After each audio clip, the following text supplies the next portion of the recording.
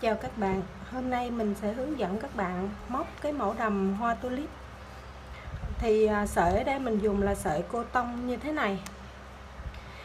Kim, mình dùng kim móc 2 đầu và mình sẽ dùng đầu số 3. Các bạn chuẩn bị cho mình một cái kéo bấm chỉ và một số kim đánh dấu. Để móc cái đầm này, chúng ta sẽ móc như thế này. Cái đầm được móc từ trên cổ xuống với 8 cụm hoa văn, và mỗi cụm hoa văn thì tương ứng với lại 8 cái cụm lưới. Như vậy để móc cái đầm chúng ta cần phải móc 64 cái cụm lưới. Trước khi móc, chúng ta dùng thước dây để đo ngang cái vai của mình từ bên này sang bên kia cái vai. Thì ví dụ như cái vai của mình đo được là 40 cm thì trừ cho phần cổ mình muốn móc.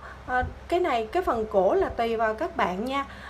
Các bạn thích móc cái cổ nhỏ tròn và ôm sát vào trong cái cổ của mình thì các bạn chừa theo cái phần đó, và các bạn nào mà thích móc rộng hơn thì các bạn cứ chừa theo cái kích cỡ mà mình mong muốn.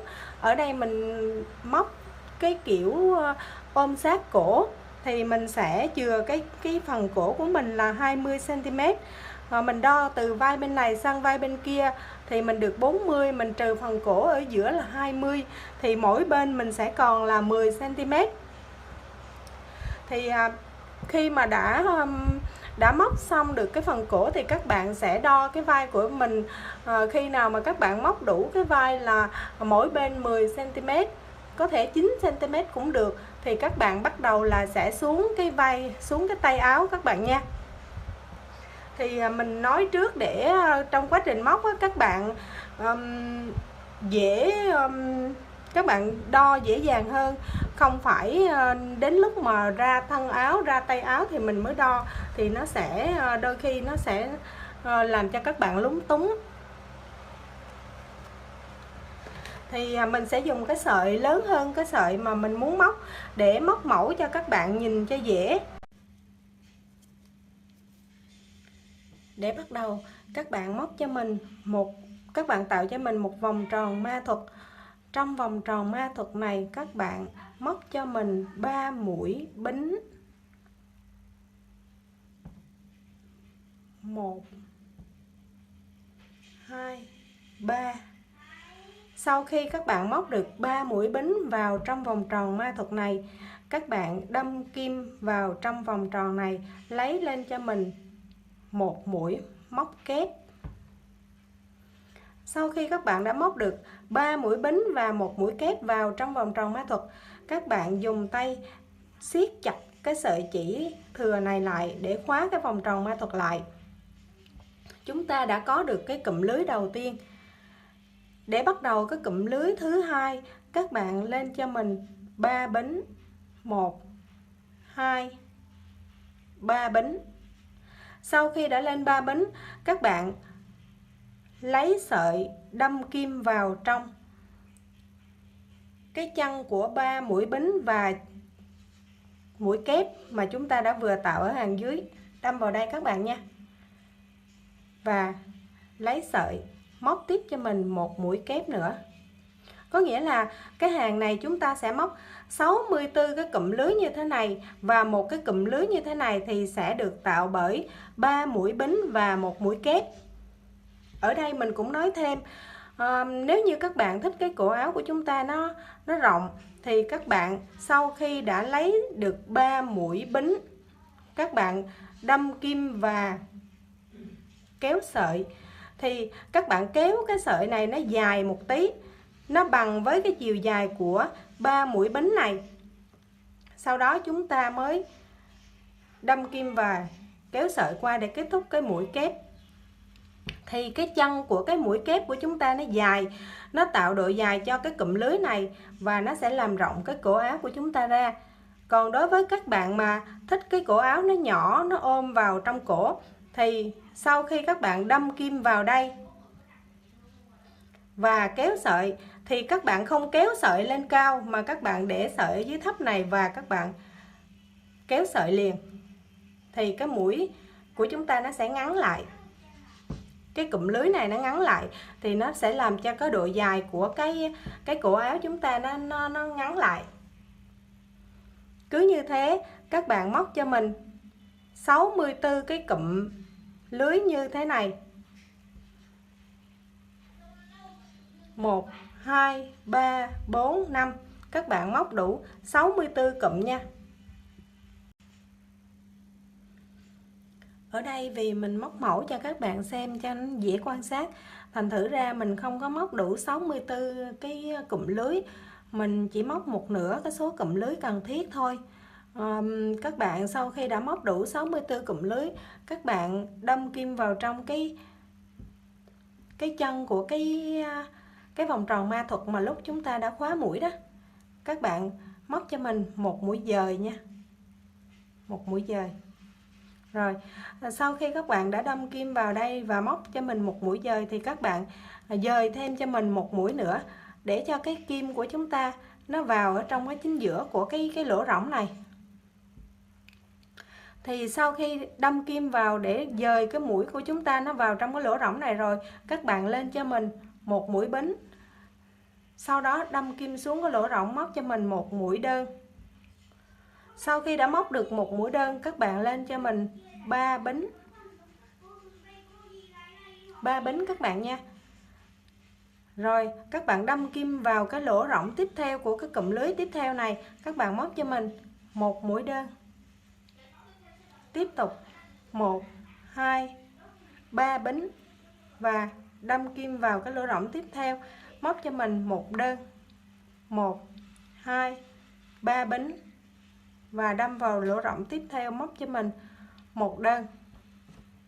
Thì như thế này các bạn nha. Ở cái hàng lưới tiếp theo, mình sẽ cho cái hàng khởi tạo đầu tiên là cái hàng số 1. Cái hàng số 1 này sẽ có 64 cụm lưới. Thì cái hàng số 2 này các bạn sẽ móc cho mình là 64 cụm 3 bính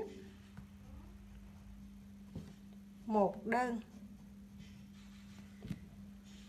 Và hàng thứ 3, thứ 4 cũng giống như vậy. Có nghĩa là chúng ta sẽ móc ở 3 hàng tiếp theo này, sau khi đã tạo được 64 cụm lưới thì hàng thứ 2, thứ 3 và thứ 4 chúng ta sẽ móc là 3 bính một đơn, 3 bính một đơn, 3 bính một đơn. Các bạn cứ móc hết cái hàng đầu tiên này, mình sẽ nói một tí về cái mũi kết thúc.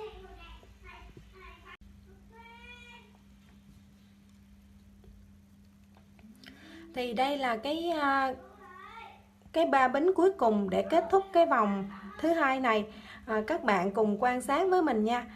Thì các bạn không móc 3 mũi bính rồi kết đơn vào đây, mà các bạn chỉ lên một mũi bính, sau đó vòng chỉ qua kim và đâm kim vào trong cái chân của cái mũi đơn đầu tiên mà các bạn tạo, kéo sợi và kết thúc. Cái động tác này nó giúp cho cái vòng chỉ trên kim của chúng ta nó nằm ngay ở giữa cái rỗng, chúng ta không cần phải dùng cái mũi dời để dời cái mũi vào trong này. Và sau khi các bạn kết thúc cái vòng này, các bạn quay ngược sản phẩm lại. Các bạn lên một mũi bính, đâm kim vào ô rỗng, móc một mũi đơn và tiếp tục 3 bính, một đơn. Chúng ta bắt đầu vòng tiếp theo, vòng thứ 3. Thì tất cả những cái vòng nào móc lưới như thế này, sau khi kết thúc cái vòng, các bạn đều di chuyển cái kim vào trong cái giữa rỗng và cũng quay sản phẩm lại nha. Đây là vòng thứ 3, thì sau khi hết vòng thứ 3 các bạn cũng quay sản phẩm lại và tiếp tục móc cho mình nha. Các bạn không có móc liên tục hết hàng này lại đến hàng kia rồi các bạn không đưa kim vào trong chính giữa mà cứ móc một mũi dời vào đây.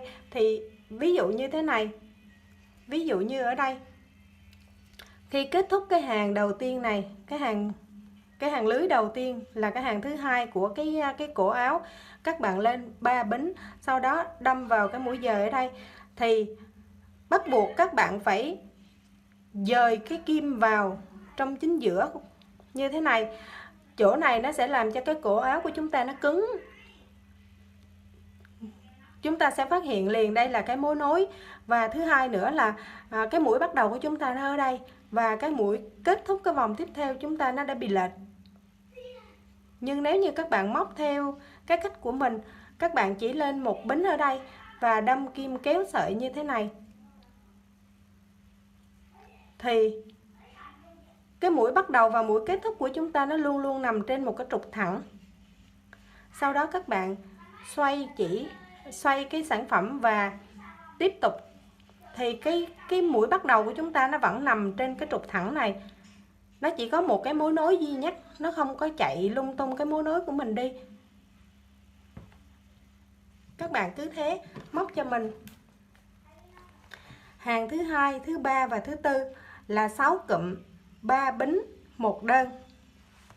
Và tiếp theo nữa, các bạn móc cho mình hàng thứ 5, thứ 6 và thứ 7, thứ 8. 4 hàng tiếp theo các bạn móc cho mình 4 bính, 1 đơn. Và 5 hàng tiếp theo nữa các bạn móc cho mình 5 bính, 1 đơn, có nghĩa là hàng thứ 9, 10, 11, 12 và 13. Các bạn móc cho mình là 5 bính, 1 đơn. Thì đến đây các bạn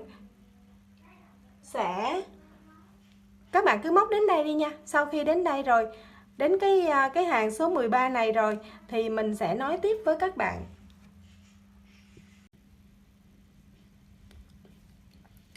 Để cho các bạn dễ quan sát thì mình sẽ đổi cái màu sợi. Thì sau khi kết thúc cái hàng này là hàng thứ 5, là hàng đầu tiên của cái hàng 4 bính 1 đơn, thì mình sẽ lên 2 bính, sau đó đâm kim vào trong cái mũi đơn này, kéo sợi qua 1 lần, mình làm lại, kéo sợi 1 lần, 2 lần và kéo qua luôn như thế này các bạn nha. Sau đó là tiếp tục xoay ngược sản phẩm lại, lên 1 bính, móc 1 đơn, 1, 2, 3, 4 bính, 1 đơn. Rồi cứ như thế các bạn móc cho mình đến hàng thứ 13, có nghĩa là 5 hàng. Khi nào các bạn kết thúc 5 hàng 5 bính 1 đơn thì các bạn dừng lại, mình hướng dẫn tiếp nha.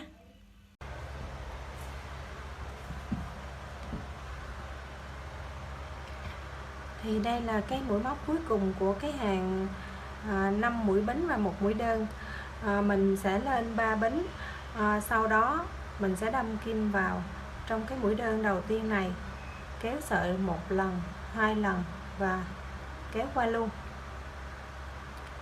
Thì sau khi mình đã móc được như thế này rồi thì các bạn quan sát cho mình nha. Đây mình đang ở bên cái mặt trái rồi, thì mình sẽ móc thêm một hàng nữa để cho nó sang cái mặt phải. Đây là mặt phải của cái sản phẩm của chúng ta, các bạn nhìn nha. Thì để bắt đầu bước vào cái hoa văn thì các bạn phải móc thêm cho mình một hàng 5 bính 1 đơn nữa, để cho cái sản phẩm của chúng ta nó sang bên cái mặt phải. Hoặc là từ đây, nếu như các bạn đã đủ cái chiều dài của cái vai rồi thì các bạn lại tiếp tục xoay cái sản phẩm lại, và bắt đầu từ đây các bạn móc cho mình cái hàng hoa văn cũng được. Thì mình sẽ đánh dấu vào đây, và bây giờ các bạn quan sát giúp mình nha. Đây là cái cổ áo. thì các bạn xếp cái cổ áo lại như thế này và các bạn đo giúp mình cái chiều dài của cái vai áo. Đây các bạn nhìn nha, chúng ta sẽ đo ở cái cụm lưới nè, các bạn nhìn nha, cái cụm lưới nó như thế này thì các bạn sẽ đo cho mình ở cái điểm, cái đỉnh của cái cụm lưới như thế này. Đây chúng ta sẽ bắt đầu từ đây đo ra, thì ở đây là mình được gần 8 cm, hơn 7 cm rưỡi một tí. Thì đối với các bạn mà móc size nhỏ như là size S hoặc size M thì các bạn đã đủ cái chiều dài của cái vai rồi. Còn đối với các bạn mà móc size L hoặc là size XL thì các bạn chưa có đủ. Thì nếu như mà các bạn đủ rồi thì các bạn sẽ bắt đầu chia hoa văn. Còn bạn nào mà chưa đủ thì các bạn sẽ móc thêm cho mình là 6 hàng 6 bính và một đơn. Thì khi mà các bạn móc cái hàng 6 bính một đơn đó thì các bạn cứ móc vài hàng thì các bạn sẽ đo nha.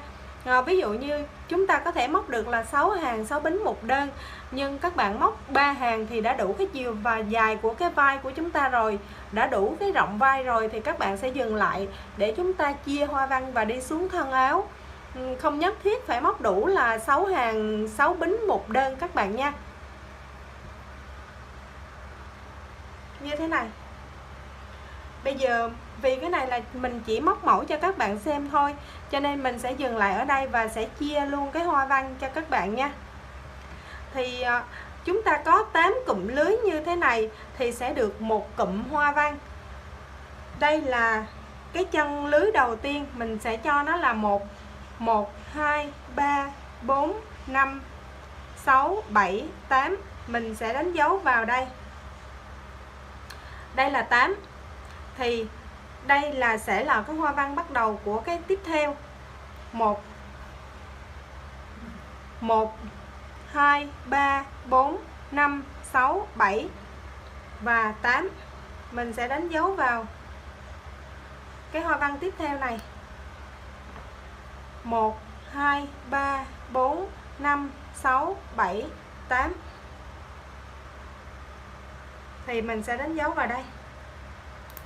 Đây. 1 2 3 4 5 6 7 8. Các bạn nha.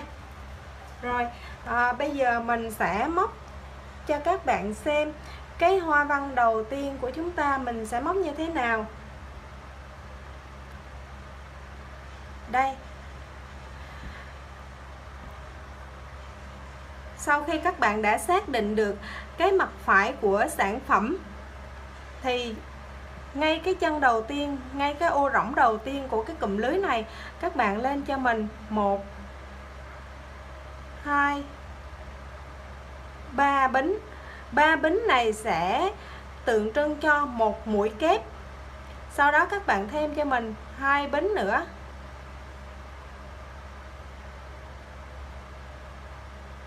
Sau khi đã móc đủ 5 mũi bính như thế này, các bạn đâm kim vào trong cái ô rỗng này. Các bạn lấy sợi nha, đâm kim vào ô rỗng này, móc lên cho mình một mũi kép. Sau khi đã có 5 bính và một kép, các bạn móc cho mình 2 mũi bính và lấy sợi tiếp tục đâm kim vào trong ô rỗng này, móc lên cho mình một mũi kép. Như vậy thì ở cái hoa văn đầu tiên này chúng ta sẽ có một kép, 2 bính, một kép, 2 bính và một kép. Rồi sau khi chúng ta đã tạo được cái hoa văn đầu tiên này, các bạn móc cho mình 5 mũi bính. Nếu như là các bạn móc ở cái cụm lưới cuối cùng này 6 bính thì các bạn sẽ móc ở đây cho mình là 6 bính. Còn các bạn nào dừng lại ở mũi 5 bính thì các bạn sẽ móc ở đây cho mình là 5 bính. 3 4 5. Đâm kim xuống đây. Đâm kim xuống cái ô rỗng đầu tiên này, móc cho mình một mũi đơn. Cứ thế các bạn cứ 5 bính vào một đơn cho đến khi thấy cái kim đánh dấu tiếp theo. 1 2 3 4 5. 1 2 3 4 5. 1 2 3 4 5.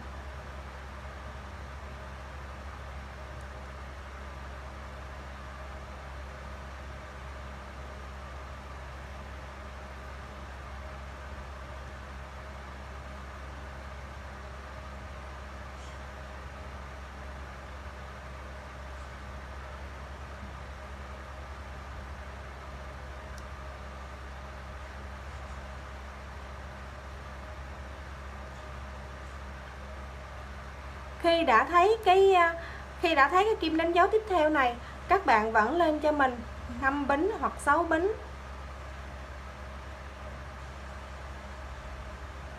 Như thế này. Sau đó các bạn lấy sợi lên kim, đâm vào cái ô rỗng mà có cái kim đánh dấu này, kéo lên cho mình một mũi kép, 2 mũi bính, tiếp tục một mũi kép, 2 mũi bính và tiếp tục một mũi kép nữa. Có nghĩa là cái chỗ nào mà có cái kim đánh dấu thì các bạn sẽ móc vào trong đó cho mình là 3 mũi kép, xen kẽ ở giữa là 2 bính các bạn nha. Sau khi đã móc xong cái cụm hoa văn thứ hai này, các bạn vẫn tiếp tục lên cho mình 5 bính hoặc 6 bính tùy theo cái size của các bạn.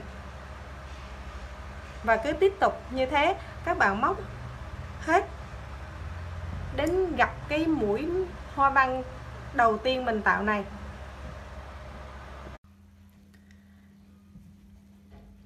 Sau khi các bạn thấy cái hoa văn đầu tiên chúng ta tạo đây, các bạn cũng móc cho mình 5 bính hoặc là 6 bính thì tùy size nha các bạn nha. 1 2 3 4 5. Rồi các bạn đếm từ ngay cái chân của cái mũi đơn này, các bạn đếm lên cho mình 1 2 3.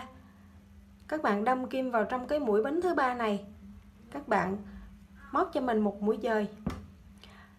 Sau khi đâm kim vào đây và móc cho mình một mũi dời, các bạn dời kim vào trong cái lỗ rỗng này nha. Rồi thì ở đây chúng ta đã móc được chúng ta đã tạo được cái hoa văn đầu tiên như thế này các bạn nha. Đây. Rồi thì bây giờ bắt đầu chúng ta tạo cái mũi hạt bắp cho cái hàng hoa văn của chúng ta. Từ đây các bạn sẽ xem như cái hàng này là hàng đầu tiên các bạn nha. Bây giờ mình sẽ móc hàng thứ hai, chúng ta không quan tâm đến cái hàng lưới ở bên dưới nữa để nó khỏi có bị rối. Chúng ta lên 3 bính. Sau khi lên 3 bính, các bạn móc vào trong cái ô rỗng đầu tiên này cho mình 5 mũi kép. 1 2 3 4 5. Thì chúng ta đã móc được 5 mũi kép và một cái mũi bính đầu tiên chúng ta lên đây nữa, là thành ra chúng ta đã có 6 mũi kép. Sau đó các bạn kéo sợi lên như thế này nha. Các bạn rút kim ra và đâm kim vào cái chân của cái mũi kép đầu tiên.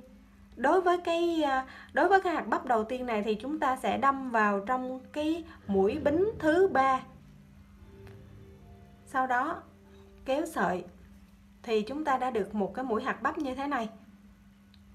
Sau đó các bạn lên cho mình 1 2 3 bính. Tiếp tục đâm kim vào cái ô rỗng thứ hai này, móc cho mình 6 mũi móc kép cùng chân. 1 2 3 4 5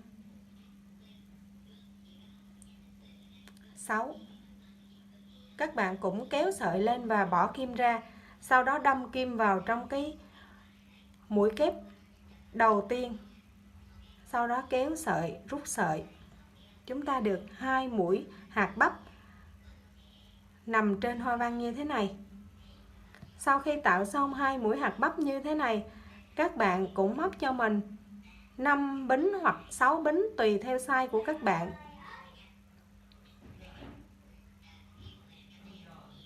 Như thế này các bạn nha.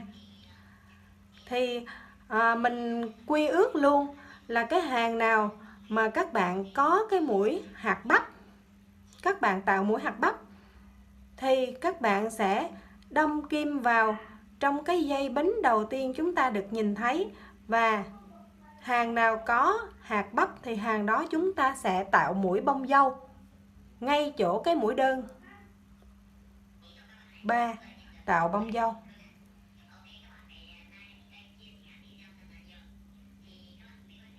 Như thế này các bạn nha. 1 2 3 4 5 bính, đâm kim vào cái ô rỗng tiếp theo, móc một mũi đơn, sau đó tạo bông dâu như thế này. 1 2 3 4 5 bính, đâm kim vào, tạo mũi đơn, sau đó tạo bông dâu.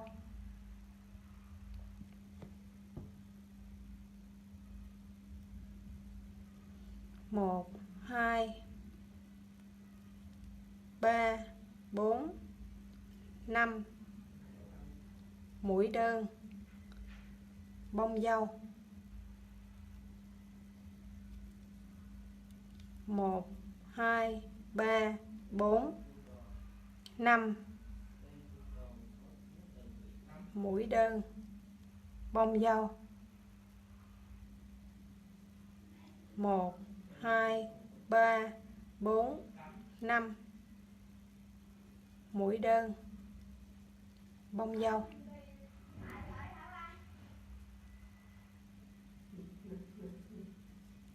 1 2 3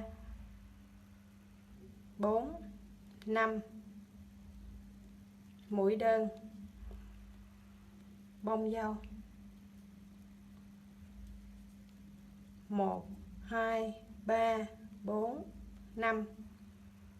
Chúng ta móc đến cái dây bính cuối cùng, bước vào hoa văn luôn các bạn nha. Đâm kim vào đây, tạo bông dâu.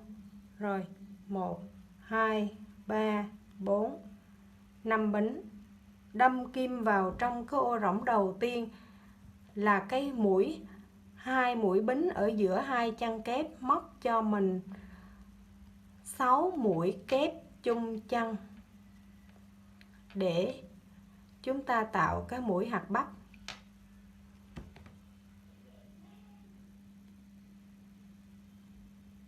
4 5 6.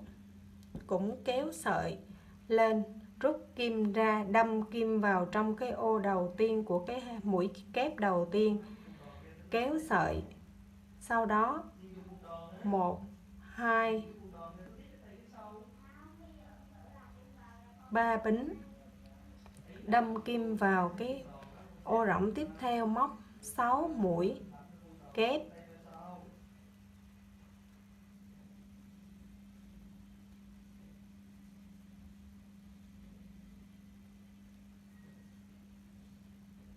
Kéo sợi lên, rút kim ra, đâm kim vào chân kép đầu tiên, kết thúc để tạo bông dâu, tạo mũi bắp.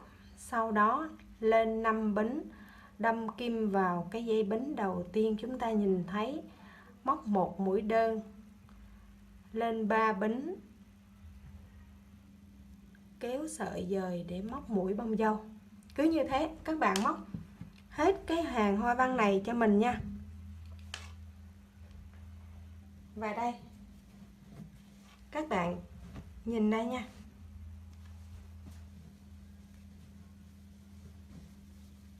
Đây là cái sản phẩm mình đã móc. Các bạn nhìn nè, chúng ta có đây, chúng ta có 3 hàng bông dâu liên tiếp như thế này là 2 mũi. Chúng ta có 3 hàng liên tiếp là mũi bắp như thế này các bạn nha. Các bạn móc 3 hàng liên tiếp, mỗi hàng là 2 bắp. Sau khi các bạn móc xong 3 hàng này, các bạn dừng lại để mình hướng dẫn tiếp nha.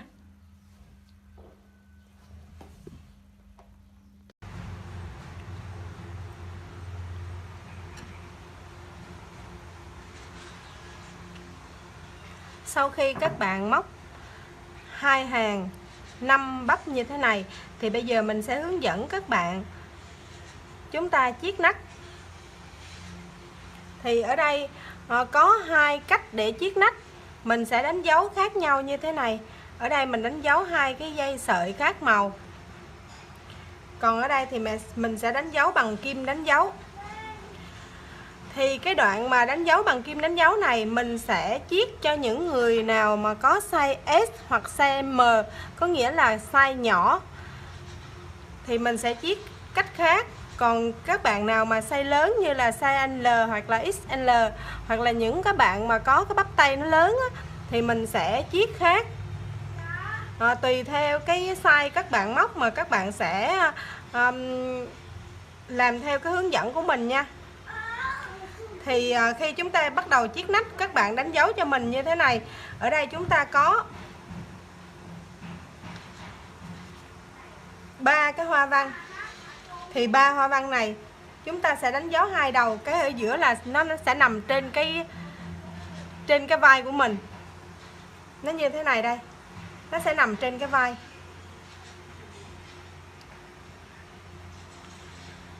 Chúng ta sẽ đánh dấu như thế này. 3 hoa văn là một cánh tay. Chừa lại ở giữa. Ở giữa đây sẽ là cái phần cái hoa nó đi xuống ngực của mình. Và 3 hoa văn bên này là một cánh tay. Rồi, bây giờ mình sẽ đổi màu chỉ để mình chiết nách cho các bạn dễ nhìn nha.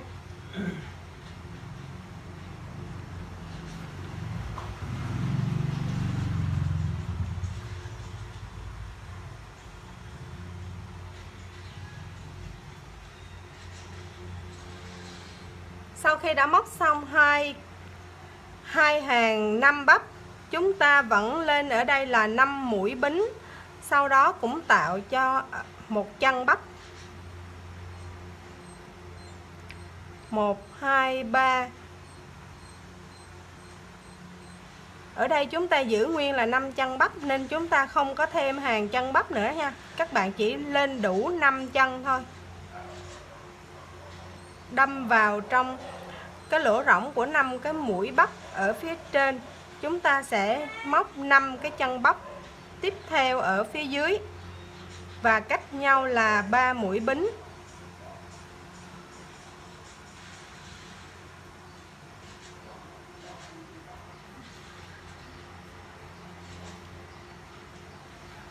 Ở hàng những mũi bính chúng ta móc bình thường giống như những hàng khác là 5 bính và 1 đơn. Cho đến khi các bạn gặp cái đánh dấu để chúng ta chiết nách.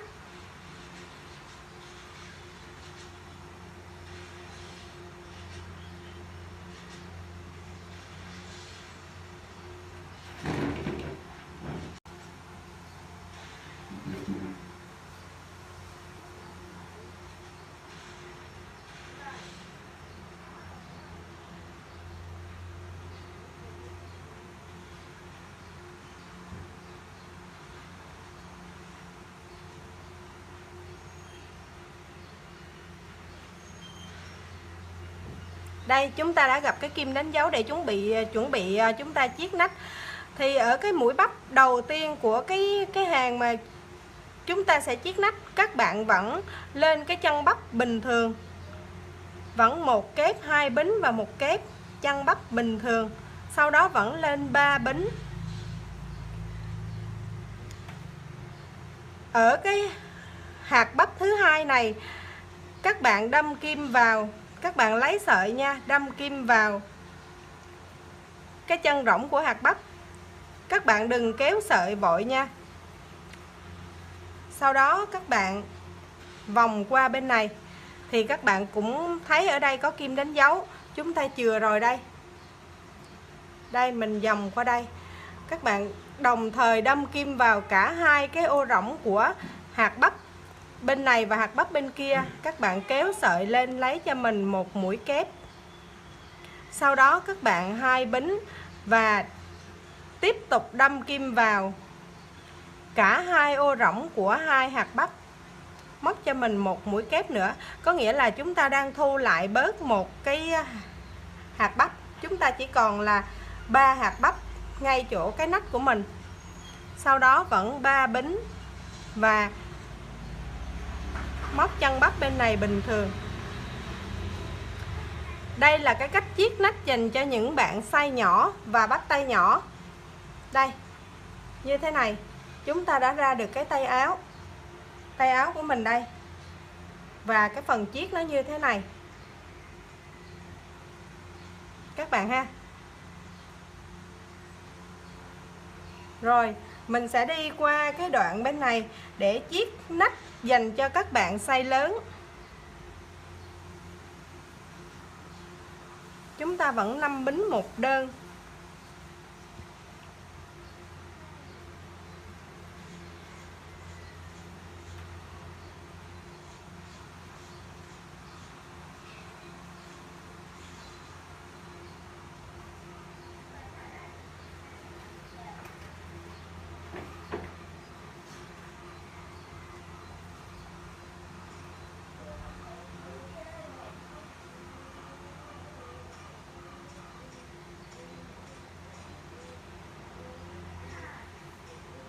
Cái hoa văn hoa tulip trước ngực mình vẫn đi là 5 chân, 5 chân bắp.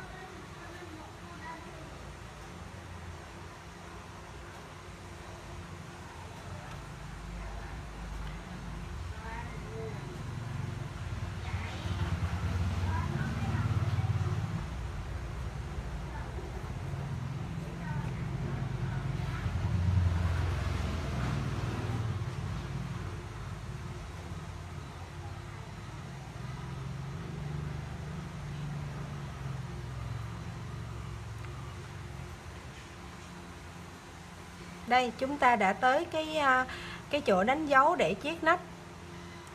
Thì cái phần chiết nách bên này mình sẽ chiết nách cho những bạn size lớn. Các bạn theo dõi kỹ nha. Đối với các bạn size lớn, ở đây chúng ta không giảm đi một mũi bắp, chúng ta vẫn để là 4 mũi bắp. Đây, chân bắp đầu tiên. Chân bắp thứ hai mình cũng lên 3 bính, đâm kim vào cái ô rỗng của chân bắp ở trên. Chúng ta vẫn móc tạo chân bắp thứ hai. Sau khi đã tạo xong hai chân bắp này, các bạn không nối liền sang cái phần đánh dấu bên này, mà các bạn thêm cho mình 1, 2, 3 bính nữa. Sau đó các bạn đâm kim vào cái chân bắp của cái phía đối xứng chúng ta đã đánh dấu. Các bạn cũng móc hai chân bắp bình thường.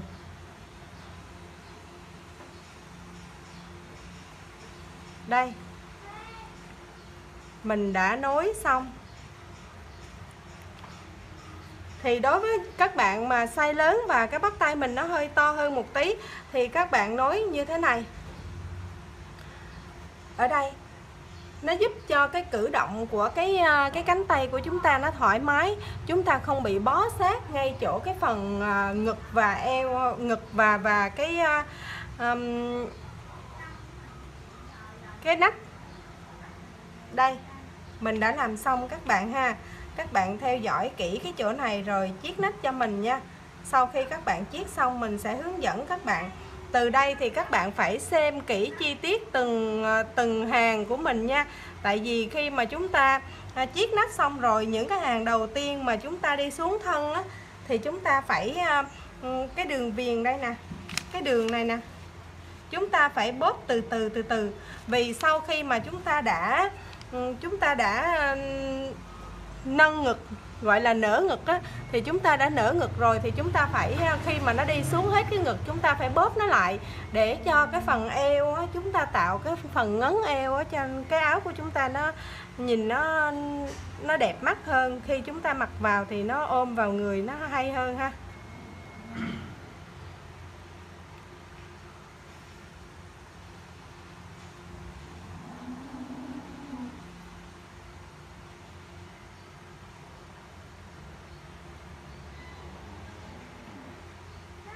Thì sau khi đã chiết nách xong, ở cái mũi 5 bắp này chúng ta đi đủ 4 hàng.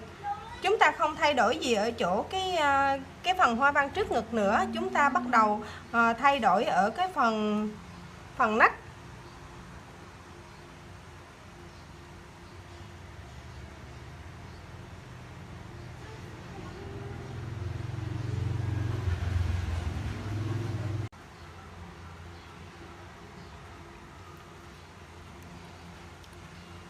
Rồi, sau khi các bạn chiết nách xong thì ở cái hàng 5 bắp của cái hoa văn trước ngực chúng ta vẫn móc 5 bắp bình thường như thế này. Thì sau khi các bạn móc 5 bắp này, các bạn cũng đi cho mình những cái hàng lưới bính cho đến khi nó đến cái đoạn nách mà chúng ta vừa chiết xong. Thì ở cái đoạn nách này là đoạn nách dành cho các bạn có size nhỏ. Ở đây chúng ta vẫn móc vào đây 3 hạt bắp.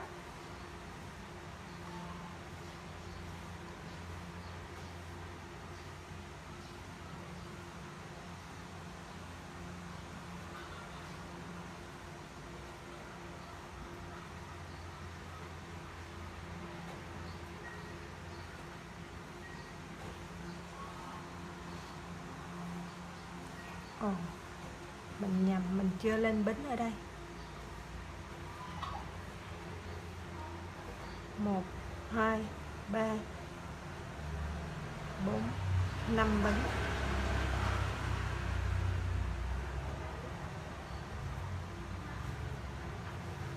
2, 3, 4, 5, 6 kép. 1, 2, 3.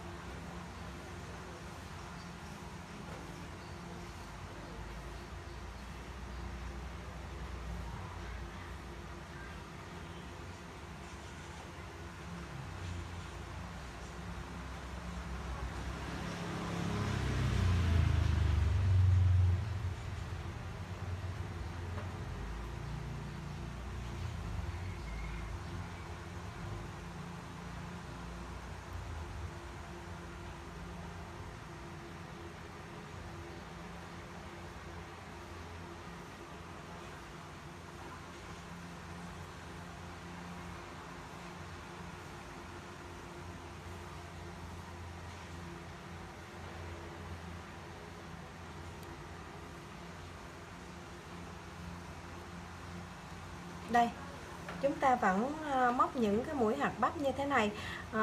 Vì sao mà mình không móc 3 bính sau đó móc đơn rồi 3 bính giống như ở bên cái hàng này? Vì chúng ta cần phải, ở đây chúng ta bắt đầu là sang cái hàng thứ hai là chúng ta sẽ giảm hai cái mũi, ba cái hàng bắp này sẽ còn thành 2 vào trong này. Chúng ta giảm bớt đi để cho nó ôm xuống cái phần, chuẩn bị chúng ta xuống cái phần eo. Thì mình không có cho nó nở cái phần này ra nữa. Nếu như nó nở ra thì nó sẽ giống như cái áo bầu á, nhìn nó không có đẹp mắt. Bắt đầu đây là mình đã bắt đầu cho ôm xuống cái ngực dưới của mình rồi. Thành thử ra là làm ở đây mình không móc cái hàng 3 bính, một đơn 3 bính ngay chỗ giữa hai cái hạt bắp này nữa. Các bạn móc như thế này nha. Rồi mình sẽ hướng dẫn tiếp cho các bạn ở cái phần nách bên kia, phần nách dành cho các bạn size lớn. Rồi sang đến cái phần nách bên này. Ở đây các bạn nhìn kỹ nha. Mình có một cái khoảng trống này thì mình sẽ làm như thế nào? Các bạn xem đây nha.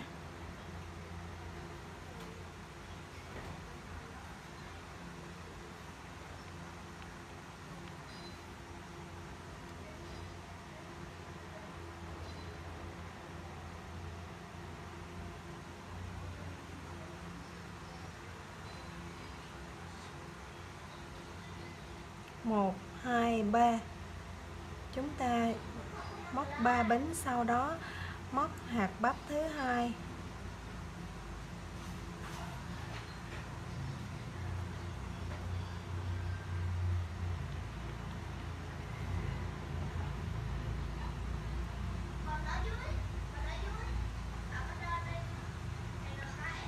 Rồi ngay chỗ này chúng ta có khoảng trống này nè.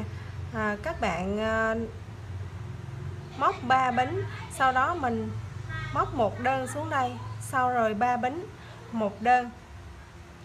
Đây là chúng ta tạo cái tiền đề để lát nữa chúng ta sẽ bỏ cái hạt bắp này, chúng ta sẽ móc vào đây một hạt, đây một hạt và chỗ này một hạt nữa là 3 hạt. Chúng ta sẽ bỏ 2 hạt bắp ở hai bên này để dần dần chúng ta sẽ giảm cái phần này lại.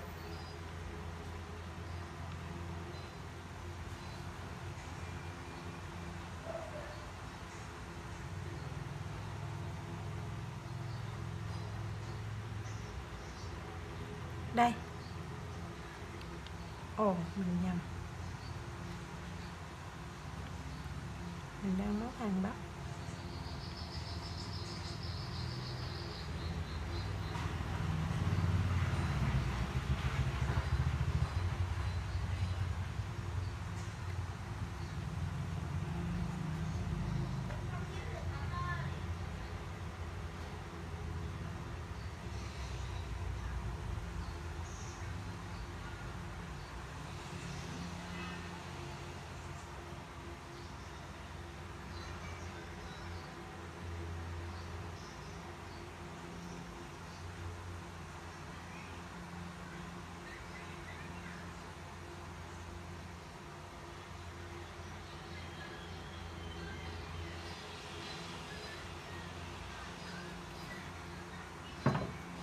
Đây các bạn ha.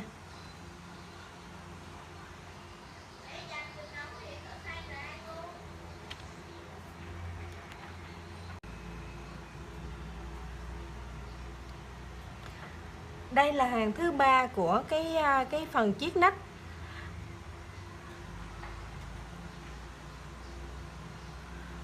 Và là cái chân bắp này là cái chân bắp thứ 5. Sau khi móc cái mũi 5 bắp này là chúng ta sẽ kết thúc cái phần tăng ngực, chúng ta sẽ bắt đầu giảm ngực. Ở đây chúng ta ở cái hoa văn chính chúng ta vẫn là 5 cái chân bắp bình thường cho đến khi đến cái phần chiết nách này. Thì ở đây chúng ta đang có 3 mũi bắp. Bây giờ mình sẽ giảm còn 2 mũi bắp. Chúng ta vẫn lên 5 bính. Chúng ta không đâm kim vào trong cái ô rỗng của cái mũi bắp này nữa, chúng ta đâm kim trực tiếp vào trong cái phần 3 bính ở giữa 2 mũi bắp như thế này.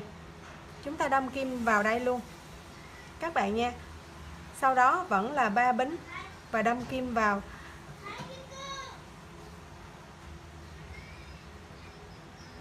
Như thế này. Chúng ta sẽ giảm bớt đi cái nách này, ở đây có 3 bắp, chúng ta sẽ giảm còn 2 bắp.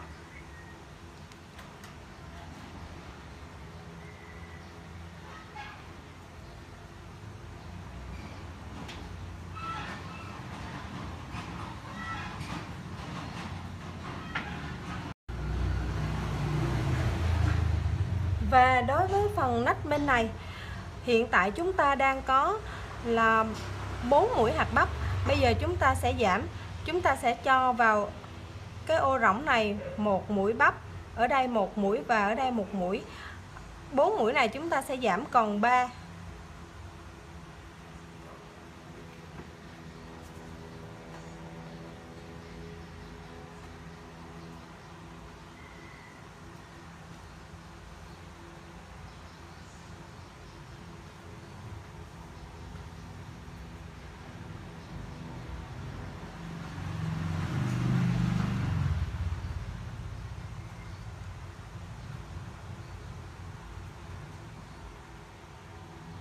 Đây, chúng ta sẽ giảm còn 3. Như thế này. Đối với các bạn size nhỏ thì khi chúng ta đã giảm còn 2 là chúng ta đã giảm xong cái phần nách áo. Từ đây các bạn chỉ móc thẳng xuống thân cho đến khi nào mà chúng ta phải ra cái phần cái tùng váy thôi. Còn bên này đối với các bạn mà size lớn hơn thì chúng ta còn phải giảm một lần nữa. Chúng ta sẽ bỏ 3 này thành 2 giống như bên này. Giống như bên đây. Ở đây 3 thành 2 thì các bạn 4 thành 3 rồi 3 cũng thành 2 giống như bên này. Sau khi các bạn giảm đến còn 2 như thế này thì các bạn cũng xuống thân giống như các bạn size nhỏ. Nhưng mà bắt đầu từ đây thì chúng ta đã xong cái 5 cái hoa văn bắp ở trước ngực rồi. Bây giờ chúng ta sẽ giảm ngực. Thành thử ra bên hông thì các bạn móc bình thường, nhưng ở giữa ngực đây là các bạn bắt đầu giảm ngực. Chúng ta không móc 5 bắp nữa mà chúng ta sẽ giảm còn 3 bắp rồi 2 bắp. Nên là các bạn sẽ theo dõi mình giảm như thế nào ở chỗ này. Hai bên hông này các bạn móc bình thường, chỉ là có cái sự khác biệt ở chỗ đây thôi. Thì các bạn cứ đi hết hàng này đi, các bạn móc xong một hàng bắp nữa cho nó xong cái hàng 5 bắp này đi, thì mình sẽ tiếp tục hướng dẫn cho các bạn.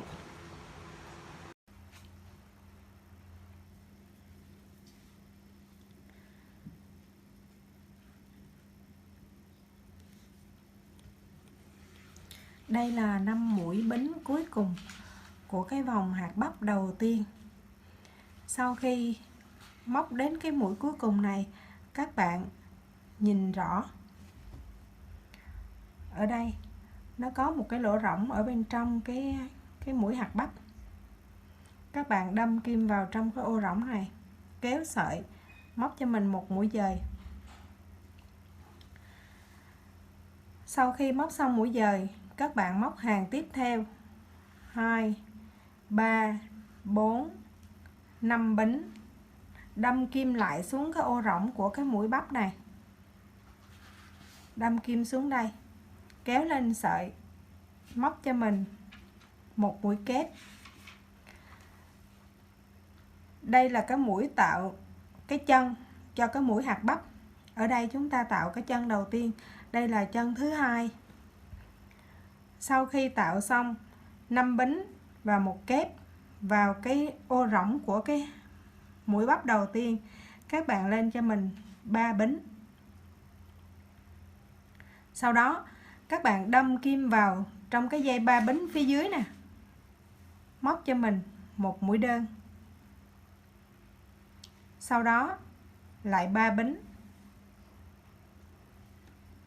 và đâm kim vào trong cái ô rỗng của cái hạt bắp thứ hai, móc cho mình một kép, 2 bính, một kép.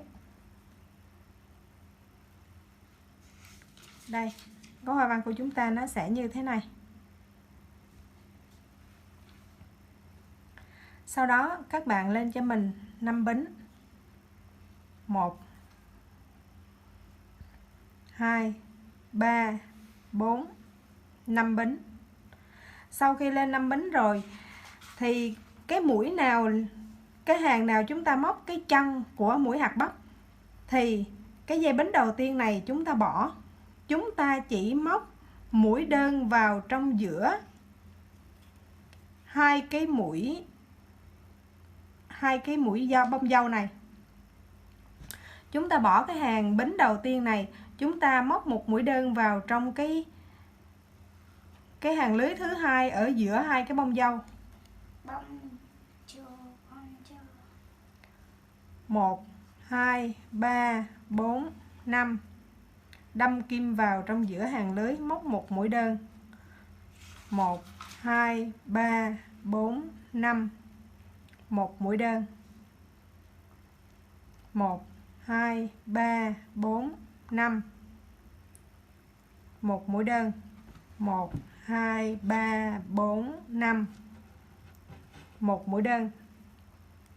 1 2 3 4 5. Một mũi đơn. 1 2 3 4 5. Một mũi đơn. Thì lúc nãy ở bên này chúng ta cũng bỏ một cái chân lưới đầu tiên, thì bên này cũng vậy.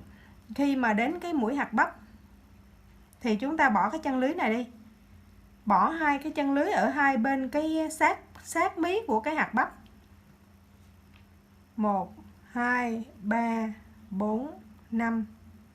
Đâm kim vào ô rỗng của hạt bắp. Móc lên một kép, hai bính, một kép.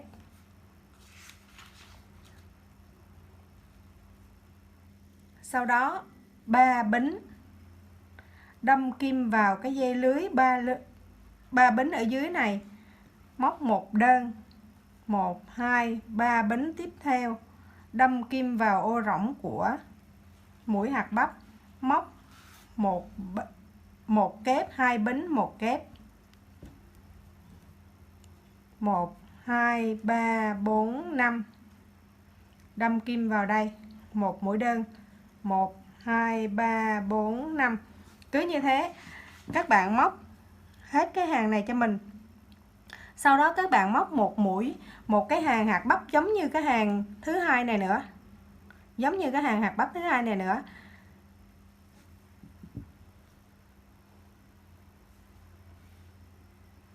Đây, các bạn xem mẫu. Đây là cái mẫu áo mình đang móc. Các bạn nhìn nha.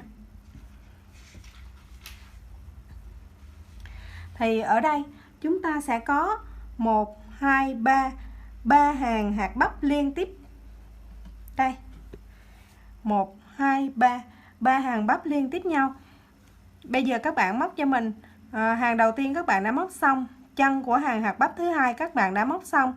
Các bạn móc cho mình cái hàng hạt bắp thứ hai và cái hàng chân của cái hàng hạt bắp thứ ba. Đến khi các bạn móc cái hàng hạt bắp thứ ba, các bạn dừng lại để chờ mình nha. Sau khi các bạn móc xong cái hàng hạt bắp thứ ba, các bạn dừng lại.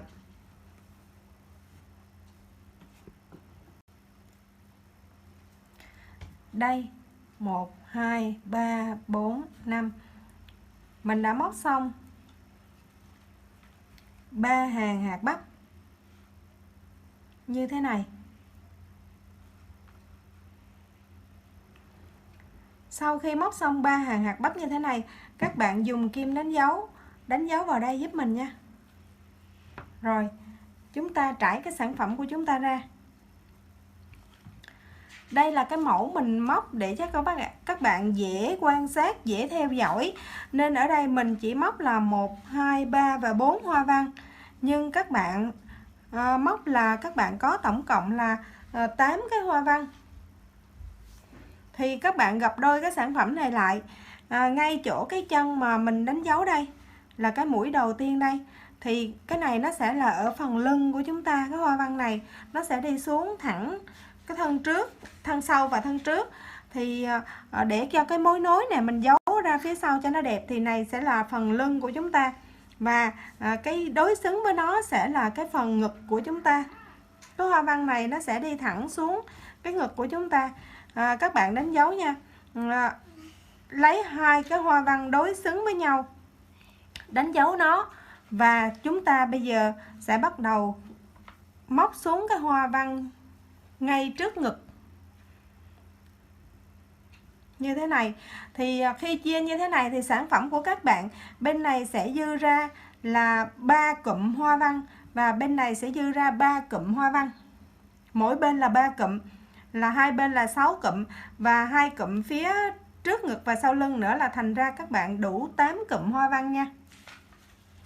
Rồi bây giờ mình sẽ ngay ở giữa này chúng ta sẽ móc nó khác với hoa văn ở bên tay áo một tí xíu.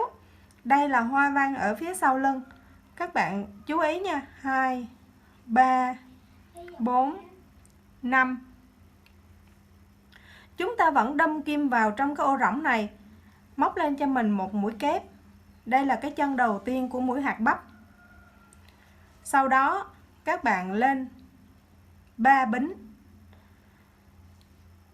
Đâm kim vào ngay chỗ cái chân của cái mũi đơn. Móc lên cho mình thêm một cái chân của hạt bắp nữa. Một kép, 2 bính, một kép vào cái chân của mũi đơn này. Và tiếp tục 3 bính. Đâm kim vào ô rỗng của hạt bắp. Móc một kép, 2 bính và một kép. Như vậy thì ngay cái hoa văn phía trước ngực và phía sau lưng này chúng ta đã tạo ra là 3 mũi hạt bắp, 3 cái chân của hạt bắp. Không còn là 2 nữa các bạn nha. Như thế này. 1 2 3 4 5. 5 bính. Một đơn. 1 2 3 4 5. 5 bính, một đơn.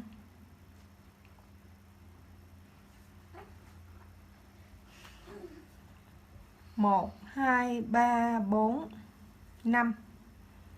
5 bính, một đơn.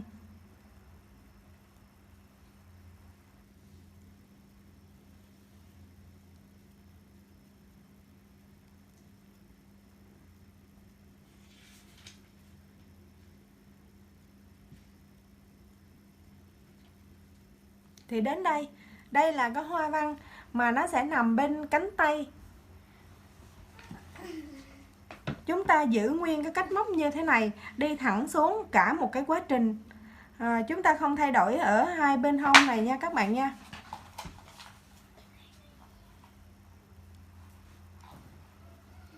Hai kép, một kép, 2 bính và một kép. Sau đó 3 bính. Và đâm xuống này. Chúng ta móc một kép, 2 bính, một kép. Đây, cái hoa văn này nó cứ giữ nguyên như thế này và nó đi xuống, nó đi thẳng xuống xuyên suốt cả đến khi nào mà chúng ta chiết nách các bạn nha. 1 2 3 4 5.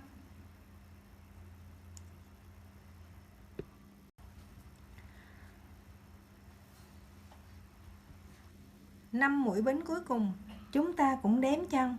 1 2 3, đâm kim vào chân bính thứ 3, móc một mũi dời. Sau đó cũng dời kim vào và tiếp tục móc mũi hạt bắp.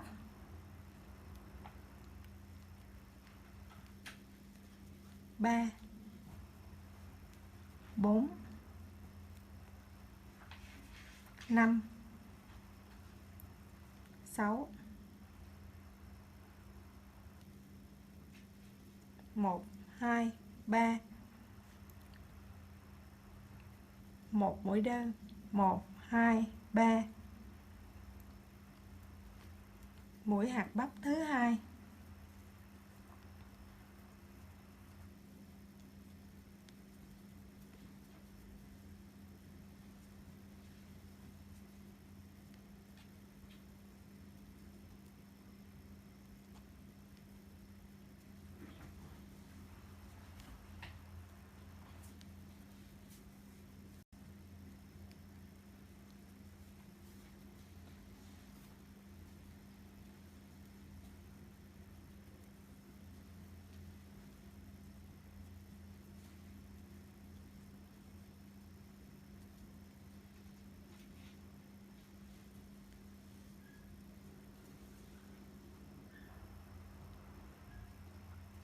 1 2 3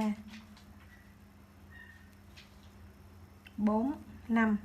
Sau khi đã móc được 3 mũi hạt bắp thì các bạn vẫn móc 5 mũi bính và đâm kim xuống cái dây bính đầu tiên chúng ta nhìn thấy, móc một đơn, sau đó cũng 3 bính và tạo bông dâu.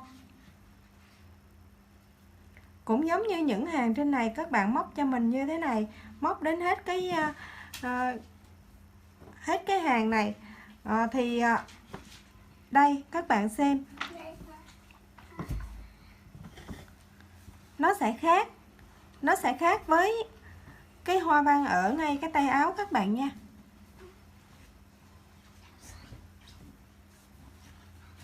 Thì ở đây các bạn quan sát giúp mình là sau khi các bạn móc 1 2 3 hàng, mỗi hàng là 2 hạt bắp như thế này, thì sau đó các bạn móc cho mình 2 hàng, mỗi hàng là 3 hạt bắp các bạn nha.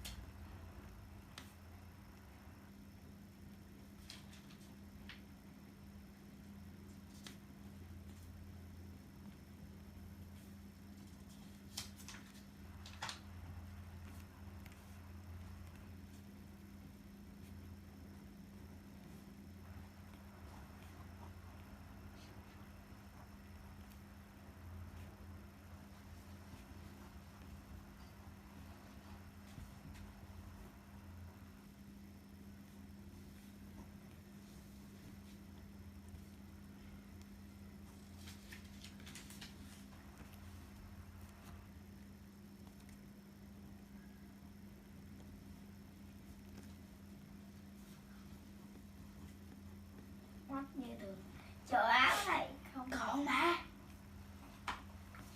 còn hả? Bạn còn không bạn? Mình đã viết ra để cho các bạn dễ hình dung. Ở đây chúng ta có 3 hàng, mỗi hàng 2 bắp. Vậy tổng cộng chúng ta phải móc 6 hàng, vì khi chúng ta muốn tạo một cái mũi hạt bắp như thế này, các bạn phải tạo trước một cái hàng chân. Thì một hàng chân, một hàng bắp, 2 hàng, một hàng chân, một hạt bắp, một hàng chân và một hàng bắp.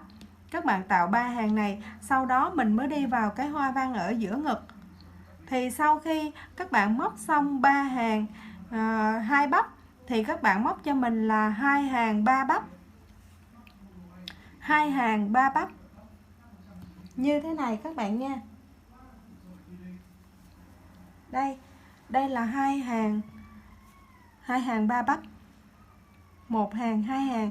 Sau khi móc xong 2 hàng 3 bắp này, chúng ta sẽ có tổng cộng là 4 hàng 5 bắp, nhưng các bạn chỉ móc cho mình 2 hàng 5 bắp thôi, rồi các bạn dừng lại để mình sẽ hướng dẫn các bạn cái phần chiết nách các bạn nha.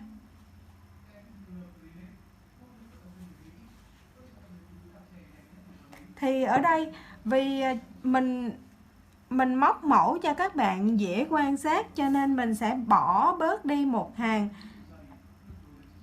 3 bắp để cho nó tiện, cho nó nhanh, rút ngắn cái thời gian làm của mình lại. Sau khi các bạn móc xong 2 hàng 3 bắp như thế này thì các bạn bắt đầu móc hàng 5 bắp. Để móc hàng 5 bắp, các bạn cũng lên cho mình 5 bính, sau đó cũng đâm kim vào trong cái ô rỗng của cái mũi bắp này. Các bạn móc cho mình thêm một mũi kép, sau đó móc 3 bính và đâm kim vào trong cái chân của cái mũi đơn bên dưới. Các bạn móc cho mình một kép, 2 bính, một kép, sau đó lại 3 bính và đâm kim vào cái ô rỗng của cái mũi hạt bắp. Cứ như thế các bạn xen kẽ đủ 5 chân của hạt bắp, 1 2 3 4 5 như thế này. Rồi các bạn cũng móc lên cho mình một hàng bắp và 2 hàng bắp, 2 hàng 5 bắp. Sau khi các bạn móc xong 2 hàng 5 bắp thì mình sẽ hướng dẫn các bạn chiết nách.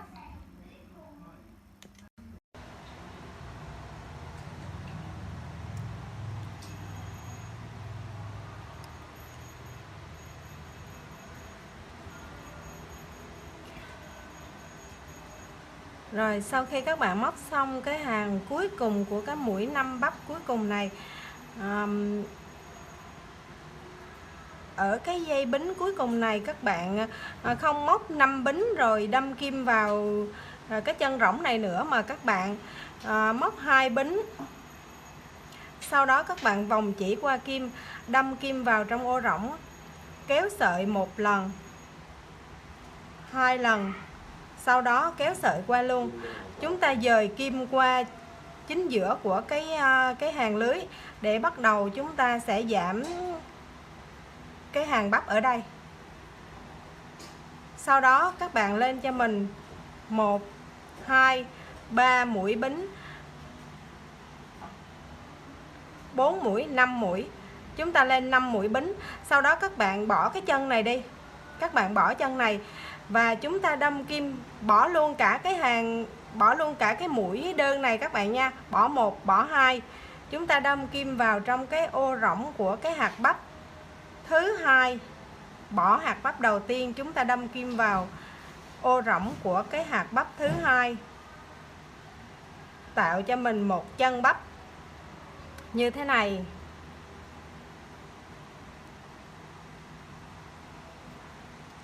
Sau đó các bạn lên cho mình 1 2 3 bính, bỏ luôn cả cái chân đơn này, chúng ta đâm kim trực tiếp vào ô rỗng của cái hạt bắp thứ hai. Đây, 1 2 3 bính, đâm kim vào hạt bắp thứ ba, chúng ta tạo 3 hạt bắp. Như vậy các bạn xem đây, 5 mũi 5 hạt bắp, chúng ta bỏ 2 hạt hai bên, chúng ta còn 3 hạt chính giữa. Đây, sau khi tạo xong chân của 3 hạt bắp chính giữa này, các bạn cũng lên cho mình 5 bính. Sau đó các bạn bỏ chân mũi đơn này, bỏ chân hạt bắp này, các bạn đâm kim vào cái hàng lưới đầu tiên chúng ta nhìn thấy, móc cho mình một mũi đơn.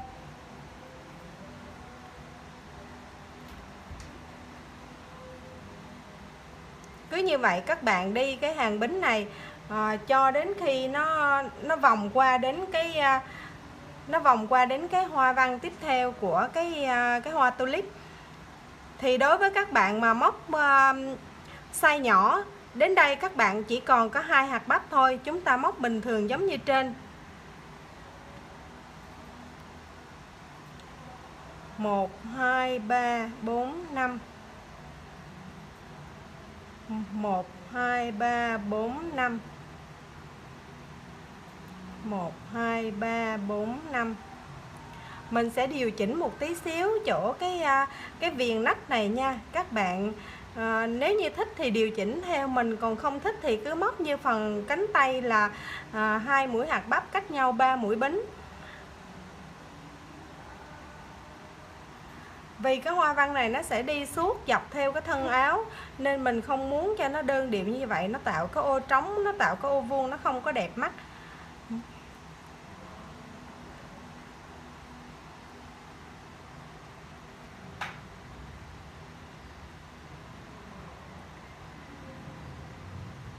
Mình sẽ móc giống như thế này, là khi nào móc cái chân bắp thì mình sẽ 3 bính, sau đó sang cái chân bắp thứ hai.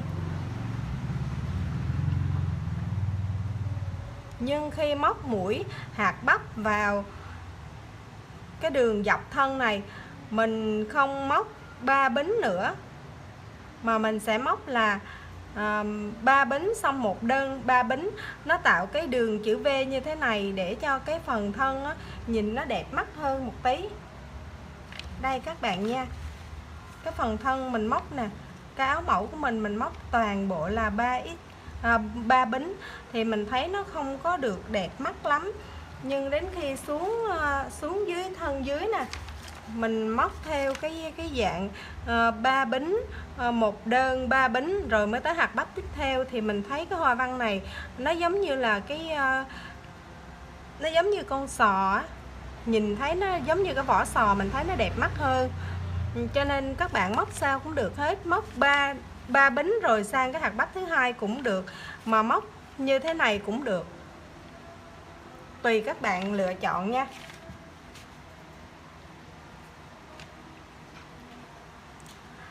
Thì cái phần nách của các bạn mà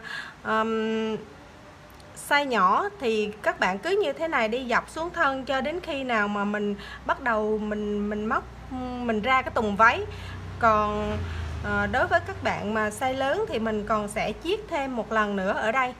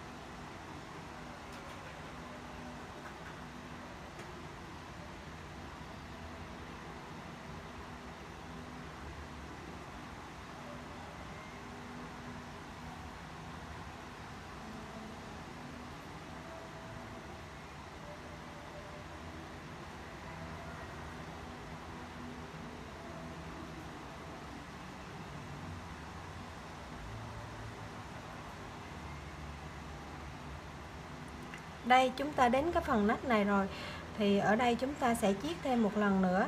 Thành thử ra là mình không có đâm kim vào trong cái chân rỗng của cái hạt bắp này, mà chúng ta đâm luôn trực tiếp kim vào trong cái mũi 3 bính này, tạo một chân bắp. Sau đó 1 2 3 bính, đâm kim vào đây, tạo thêm một chân bắp nữa.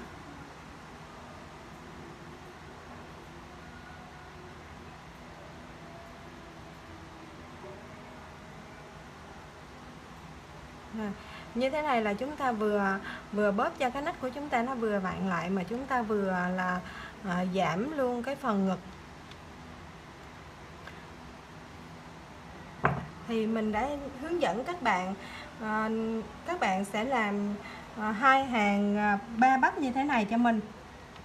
Và cái phần nách thì mình cũng đã hướng dẫn các bạn bóp xong cái phần nách, thì các bạn móc cho mình 2 hàng này nữa. Sau đó mình sẽ tiếp tục hướng dẫn các bạn là bỏ bớt một bắp xuống còn 2 bắp, và chúng ta sẽ xuống cái phần thân áo. Tới đây thì các bạn móc rất là nhanh, vì chúng ta đã bỏ đi cái phần tay áo là giảm mất một nửa cái hoạt động móc của mình rồi. Thay vì mình móc vòng tròn cả cái thân người thì bây giờ mình chỉ móc cái vòng tròn của cái phần thân người mình thôi, thì nó đơn giản, nó gọn hơn. Mình chỉ móc cái phần từ ngực xuống thôi. Tay áo mình hoàn thiện rồi, mình không cần phải móc nữa. Thì cái mũi bắt đầu của cái hàng này mình hướng dẫn cho các bạn là phải dời cái kim. Thì ở đây mình cũng dời cái kim.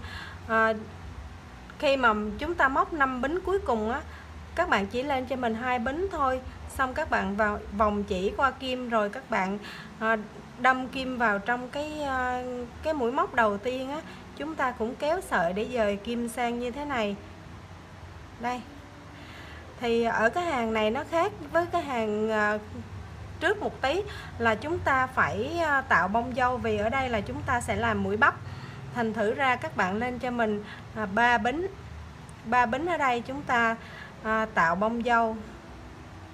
Rồi sau đó thì các bạn mới lên 5 bính để chúng ta tiếp tục hàng móc của mình như thế này các bạn nha. Nó chỉ khác nhau một tí xíu chỗ này thôi, mình hướng dẫn thêm để cho các bạn không phải lúng túng.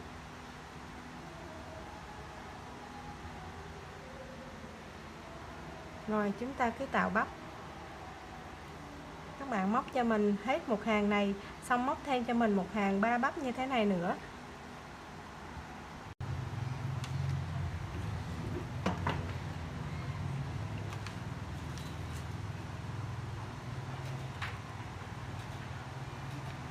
Sau khi các bạn đã móc xong 2 hàng 3 bắp như thế này, thì bắt đầu mình tạo một cái hàng mới là cái hàng chân bắp tiếp theo. Thì từ đây chúng ta sẽ bắt đầu giảm sâu nha. Sau cái lần giảm 2 mũi này nữa là chúng ta sẽ móc xuống cái phần dưới của cái ngực của mình, gọi là cái phần eo trên á. Cái đoạn này là cái đoạn thường là cái bụng của chúng ta là nó phẳng, thành thử ra ngay cái đoạn đó chúng ta móc bình thường. Tùy các bạn nào mà có cái vùng bụng nó ngấn mỡ, nói chung là cái bụng của mình nó hơi lớn một tí á, thì các bạn xuống đây các bạn bắt đầu mình sẽ xòe ra nó rộng hơn một tí. Còn các bạn nào mà cái bụng mình nó phẳng dài á, thì các bạn móc xuống đến ngay chỗ cái lưng quần của mình đó các bạn.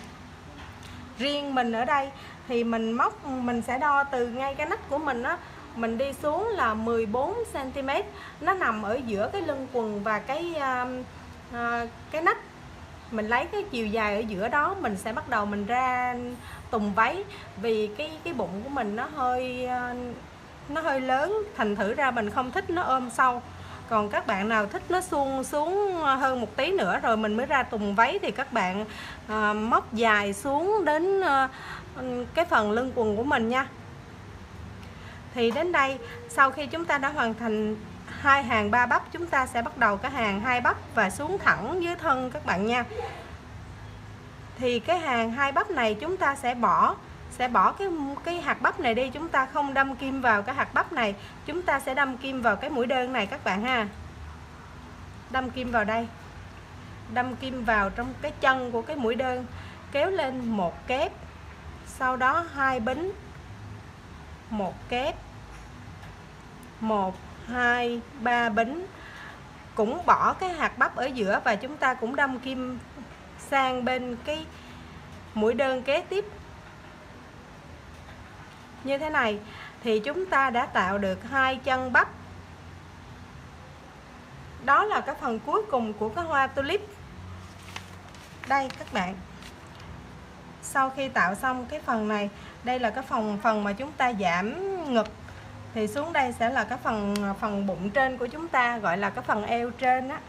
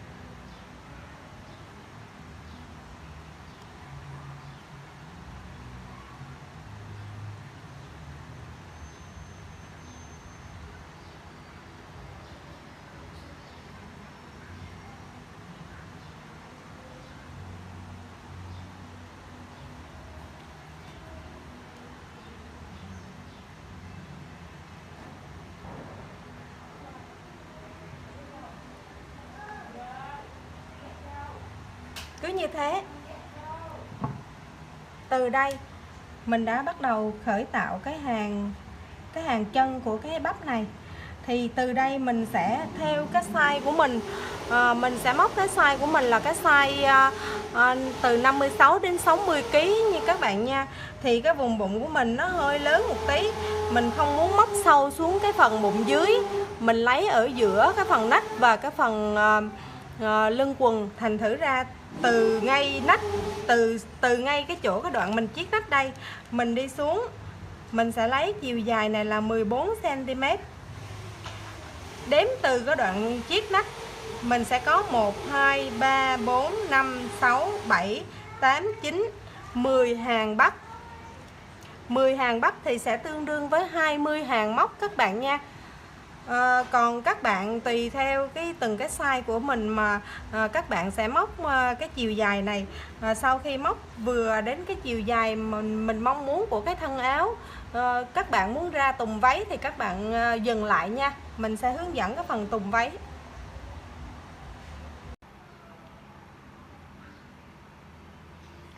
Thì sau khi các bạn đã móc đủ cái chiều dài của cái thân rồi, bây giờ mình sẽ hướng dẫn các bạn móc cái tùng váy. Đây, cái phần ra cái tùng váy ngay cái đoạn này đây. Cái chi tiết nó hơi rườm rà một tí, nên chỗ này các bạn móc theo mình từng hàng nha. Chỗ này các bạn móc theo mình từng hàng nha. Thì cái đoạn này mình sẽ không tính đến nữa. Mình sẽ bắt đầu nói và xem cái đoạn bắt đầu ra tùng váy này là cái hàng thứ nhất. Mình sẽ đổi cái màu sợi ở đây để cho các bạn dễ quan sát khi mình ra tùng váy.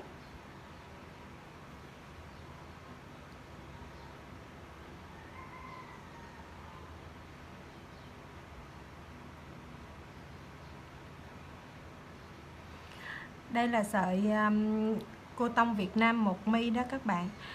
Sợi này là mình dùng để móc thú bông size nhỏ đó. Nhưng mà khi hướng dẫn clip cho các bạn thì dùng cái sợi mà mình đang móc váy đây, mình thấy nó nhỏ quá, các bạn khó nhìn thấy, nên là mình lấy cái sợi này mình hướng dẫn để cho các bạn nhìn cho rõ.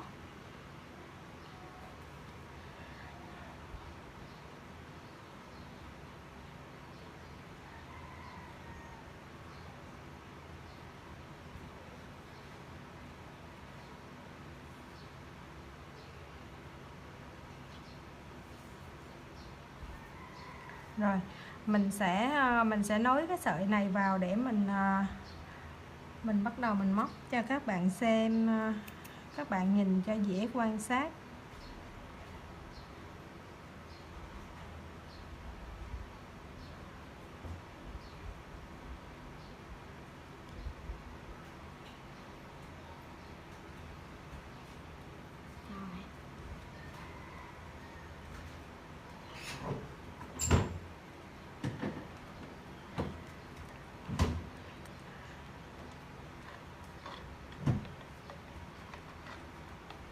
Đây nha các bạn nha.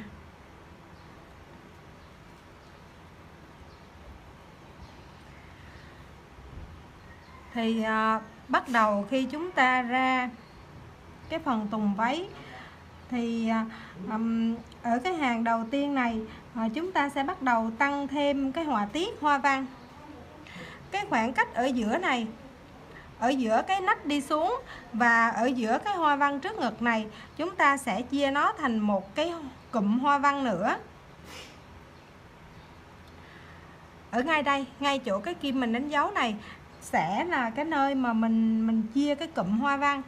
Thì nó có một chút cái sự khác biệt so với cái cách chia hoa văn ở những cái cụm khác.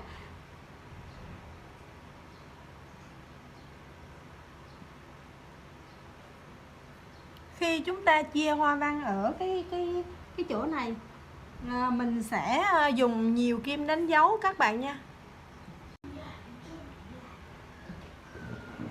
Thì các bạn đếm từ bên này sang, từ hai đầu này sang 1 1 2 2 3 3 4 4 5 5. Thì cái chân thứ 6 và chân thứ 7 này là hai cái chân mà chúng ta sẽ ra cái hoa văn của nó. Mình sẽ đánh dấu ở đây một cái, ở đây một cái. Thì tiếp theo phía bên này cũng vậy, 1 2 3 4 5. Thì chỗ này nó hơi bị lẻ. Khi mà nó bị lẻ như thế này á, thì một á là chúng ta sẽ chụm hai cái hoa văn vào một, còn hai nữa là chúng ta sẽ cho nó lệch qua một tí xíu. Thì mình sẽ cho nó lệch về phía trước một xíu là 1 2 3 4 5. 1 2 3 4 5. Thì mình sẽ lấy hai cái chân này, mình sẽ đánh dấu hai cái chân này. Rồi, cho cái hoa văn nó như vậy. Vì có cái sự khác biệt như thế này là do cái lúc mà mình chiết nách á, dành cho cái size nhỏ và cái size lớn đó các bạn, nên nó có một cái sự khác biệt một tí xíu.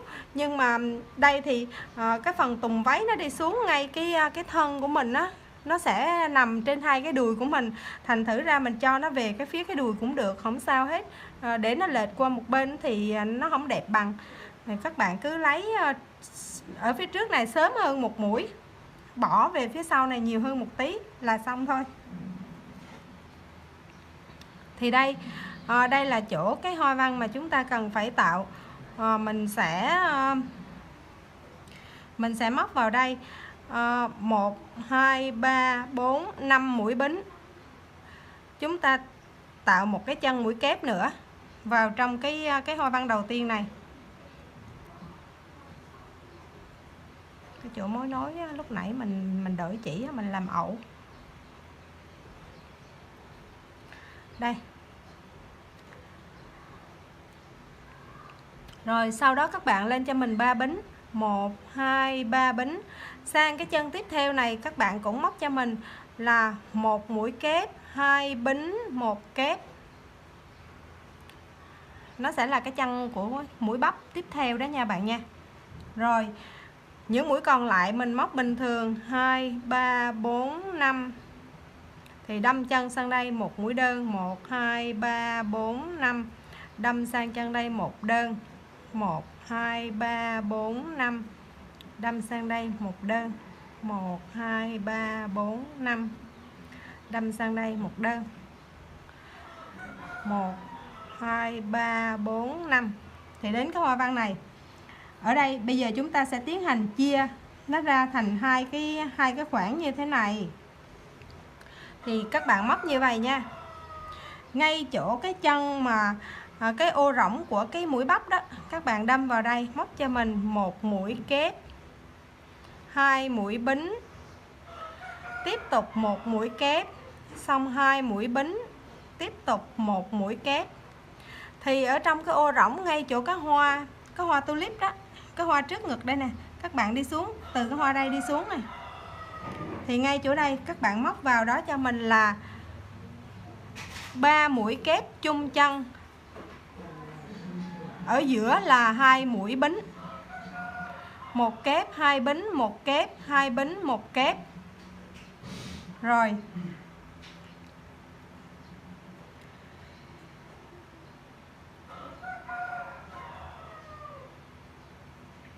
Sau khi đã móc xong cái cụm 3 bính, 2 kép, cái cụm 3 kép 2 bính này, các bạn lên cho mình 1 2 3 mũi.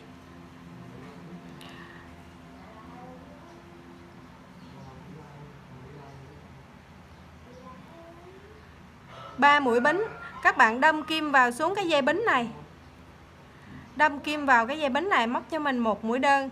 Sau đó lại 1 2 3 mũi bính, móc cho mình một cái bông dâu. Nó khác với phần trên một tí các bạn nha. Móc ở đây một bông dâu, xong 1 2 3 bính, đâm kim sang cái dây bính bên này, móc một đơn, 1 2 3, móc một bông dâu, xong 1 2 3, đâm kim vào đây, kéo sợi, móc một mũi kép, 2 mũi bính, 1 mũi kép, tiếp tục 2 mũi bính và 1 mũi kép.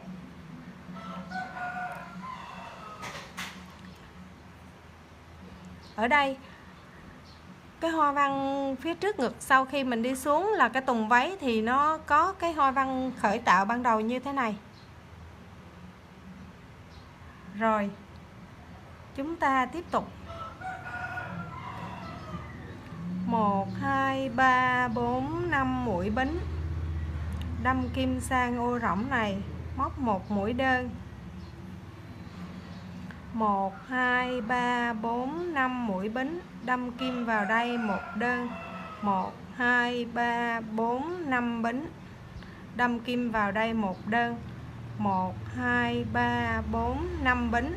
Rồi chúng ta đã tới cái dây ngay chỗ đánh dấu mà chúng ta cần phải tạo hoa văn đi xuống. Đâm kim vào ngay chỗ cái dây lưới mà mình đã đánh dấu này, đâm kim vào đây, móc 1 mũi kép, 2 mũi bính, 1 mũi kép, 2 mũi bính, 1 mũi kép. Sau đó 1 2 3 bính. Mình nhầm. Ở đây chúng ta chỉ móc là 1 kép, 2 bính và 1 kép thôi. 1 kép, 2 bính, 1 kép. Xong 1 2 3 mũi bính, đâm kim sang bên này, 1 kép, 2 bính, 1 kép. Rồi 1 2 3 4 5.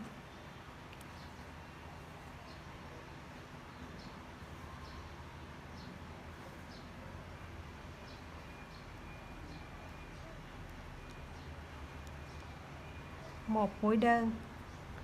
1 2 3 4 5. Một mũi đơn. 1 2 3 4 5. Một mũi đơn. 1 2 3 4 5. Một mũi đơn.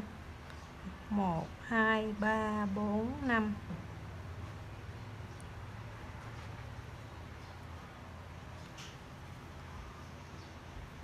Thì đây là cái chỗ hoa văn ngay chỗ cái nách chúng ta đi xuống. Các bạn nhìn nè. Đây là ở trước ngực. Xong chúng ta chia khoảng ở trước ngực và giữa nách. Ở đây. Trước ngực và giữa nách. Đây là trước ngực, đây là ở giữa trước ngực và giữa nách. Đây là ngay chỗ cái nách chúng ta đi xuống. Thì ở đây chúng ta thêm một bắp nữa các bạn nha. Nè, một chân bắp này. Xong 1 2 3 bính. Chúng ta đâm kim vào đây. Móc lên một bính nữa, một cái chân của mũi bắp nữa. Rồi. 1 2 3. Đâm kim vào. Có nghĩa là chỗ nào mà ngay từ cái nách đi lên á, ngay từ cái nách đi xuống á, thì các bạn sẽ móc cho mình thêm một mũi bắp nữa là sẽ là 3 bắp. Còn hoa văn đi theo á thì nó như thế này. Chúng ta chia ngôi nó như vậy.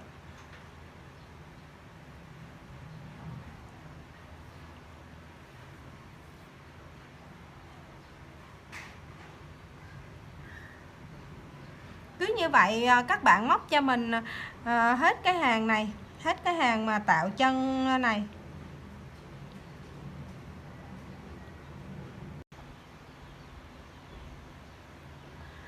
Thì chúng ta đi đến cái mũi cuối cùng của cái hàng tùng váy đầu tiên. 1 2 3 4 5 bính. Chúng ta đếm 1 2 3. Chúng ta đâm kim vào cái chân thứ 3, chân bính thứ 3. Rồi, hàng đầu tiên mình đã móc xong.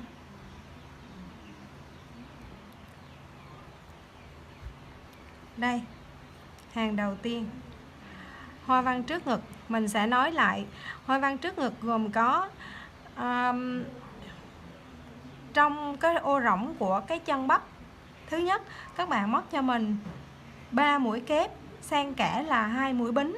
Sau đó các bạn móc cho mình 3 mũi bính, đâm kim vào cái dây 3 bính phía dưới. Các bạn móc cho mình một đơn, sau tạo cho mình một bông dâu, xong tiếp tục 3 bính, đâm kim vào cái dây 3 bính tiếp theo.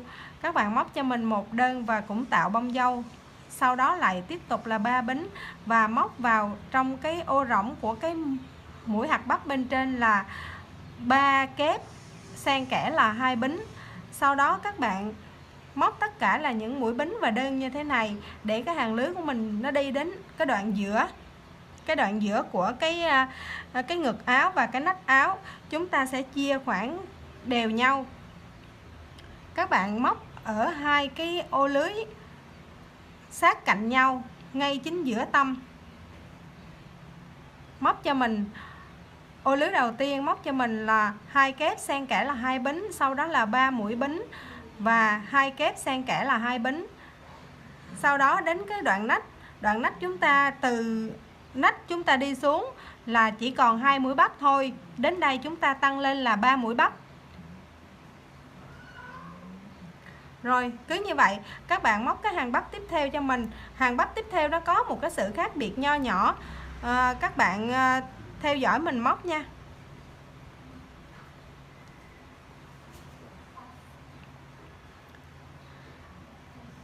Đây, chúng ta dời kim vào đây để chuẩn bị móc hàng bắp. 2, 3, 1 kép, 2 kép, 3 kép, 4 kép, 5 kép, cộng với 3 mũi bính đầu tiên nữa là đủ 6 kép.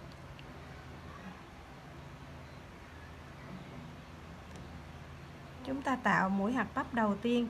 Sau khi tạo xong mũi hạt bắp đầu tiên, các bạn móc cho mình 3 mũi bính, đâm kim xuống cái hàng bính 3 bính này. Các bạn móc cho mình một mũi đơn, sau đó móc cho mình một mũi bông dâu ở đây.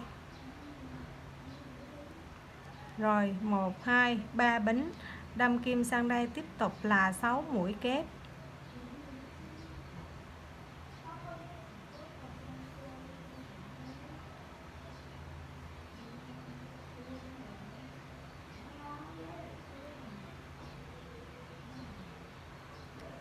Kép 1, 2, 3, 4, 5 bính, đâm kim vào đây, móc một đơn, tạo bông dâu.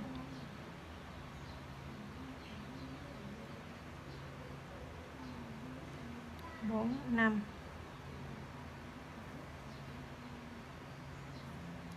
Cái chỉ nó cứ bị rối.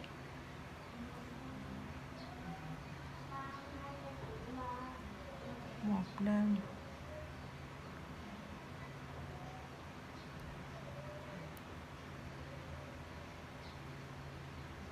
một, 2, 3, 4, 5.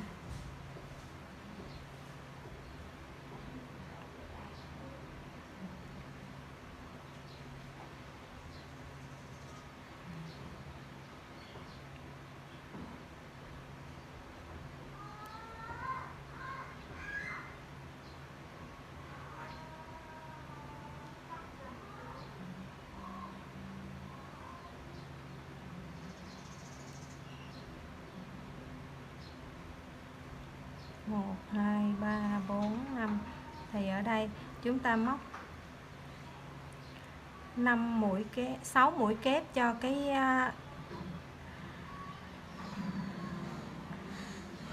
hạt bắp đầu tiên. 2, 4, 5, 6. Rồi 1, 2, 3 bính. 3 bính chúng ta đâm kim vào cái chân của mũi kép này. Ở đây có 3 cái chân kép, 1, 2, 3. Chúng ta đâm kim vào cái chân kép thứ 2. Móc cho mình một mũi đơn. Xong 1, 2, 3. Rồi đâm kim vào trong cái ô rỗng này, móc cho mình một mũi hạt bắp tiếp theo.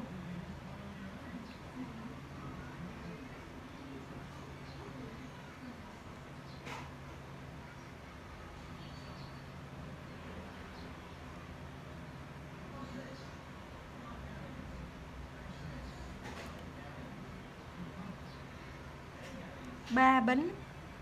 Thì đâm kim vào cái dây bính đầu tiên chúng ta nhìn thấy, sau khi tạo xong 2 mũi bắp, móc một đơn, sau đó tạo một mũi bông dâu. Trong cái khoảng trống này chúng ta chỉ dùng 3 bính thôi, không dùng 5 bính nha các bạn nha. 1 2 3 bính. Đâm kim vào cái dây 3 bính ở giữa 2 mũi bông dâu, móc cho mình một mũi đơn và tạo một bông dâu nữa. 1 2 3. Đâm kim vào cái dây bính còn lại, móc một mũi đơn và tạo một bông dâu tiếp theo. 1 2 3 bính. Rồi móc vào đây một bắp.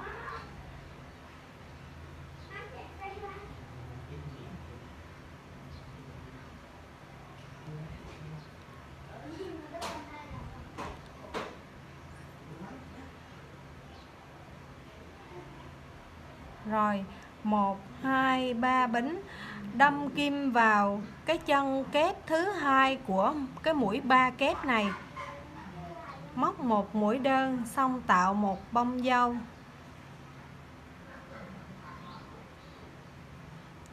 Một hai ba bính. Tiếp tục tạo một hạt bắp nữa ở đây. 2 3 4 5 6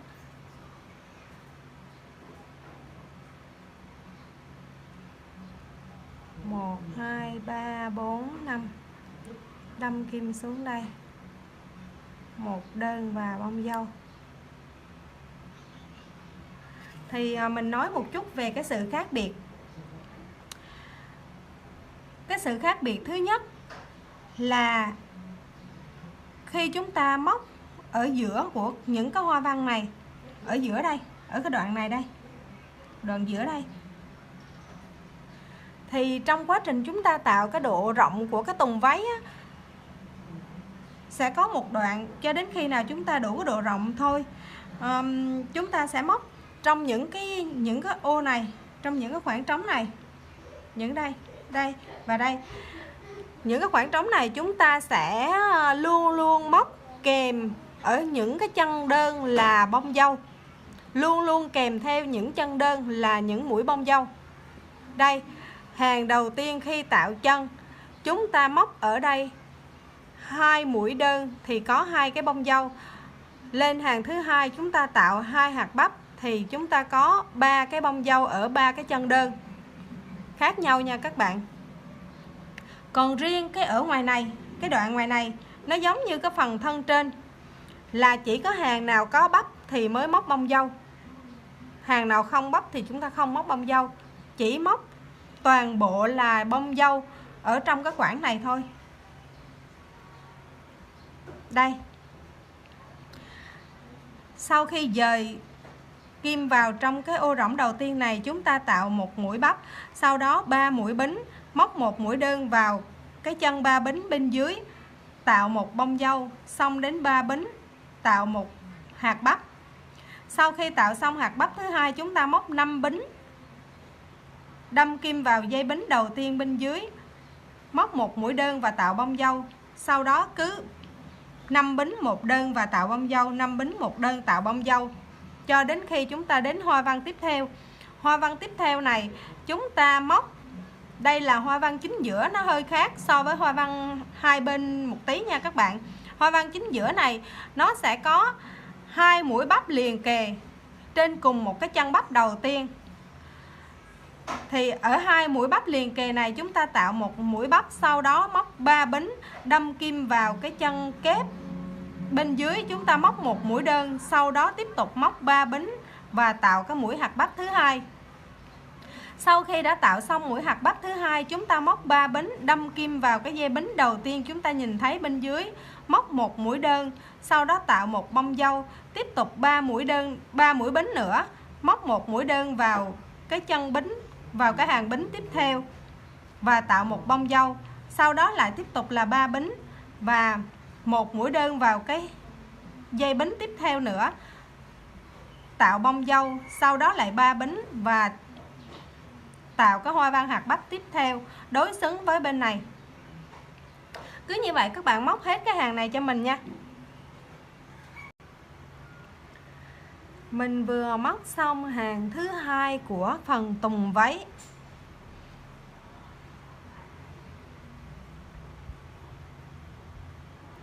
Ở phần ngay nách đi xuống, phần nách đi xuống đây các bạn móc cho mình bình thường như thế này, không cần bông dâu. Chỉ chỗ nào bên trong cái hoa văn đi xuống váy chúng ta mới cần phải móc bông dâu cho tất cả các hàng.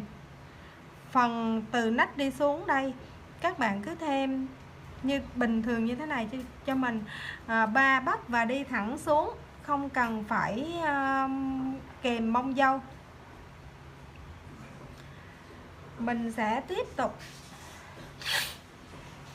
tiếp tục hàng thứ ba của phần tùng váy.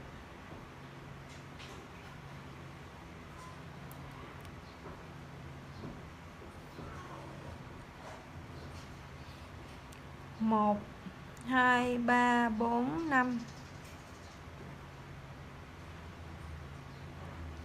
Đâm kim vào đây.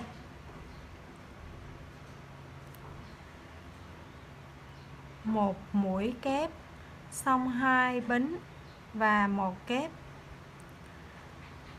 Thì ngay chỗ cái điểm này chúng ta tạo chân bắp giống như ở ngay chỗ ở giữa đi xuống này, có hoa văn nó sẽ giống như vậy.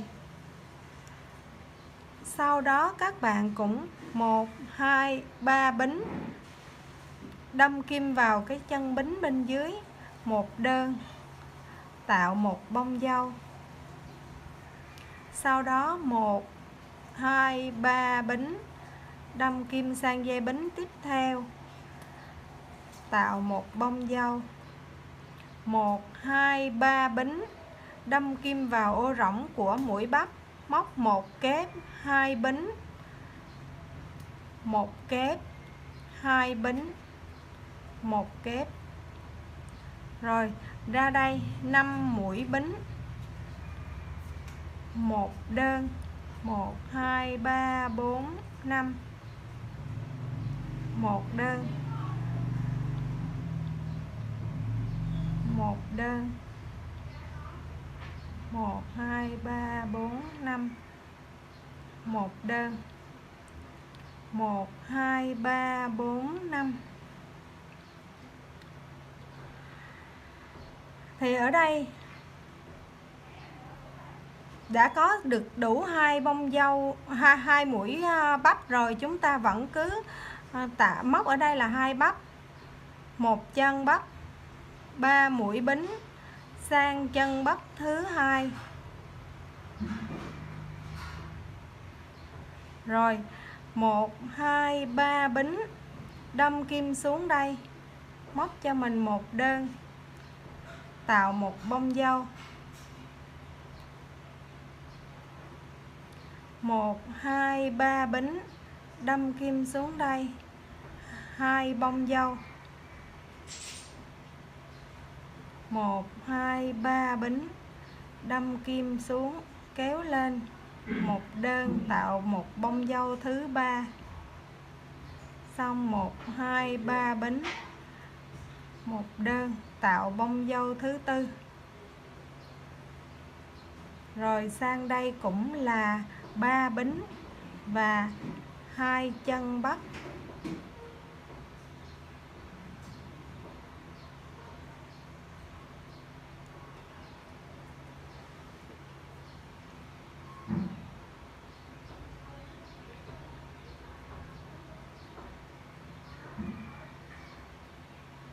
Lúc nãy mình hướng dẫn nó hơi nhầm một tí, nhưng mà bạn nào lỡ móc đến đây giống như mình rồi thì thôi cứ kệ nó.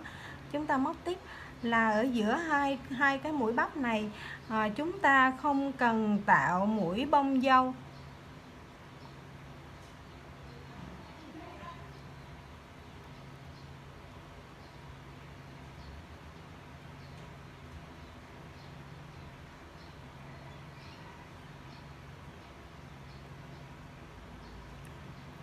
6 kép.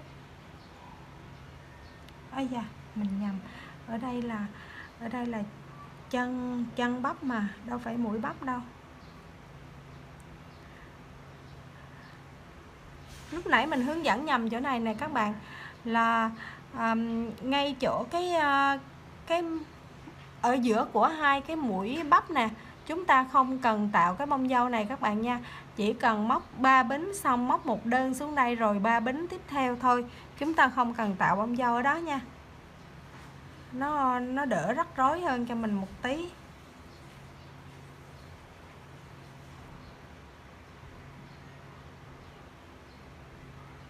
Năm.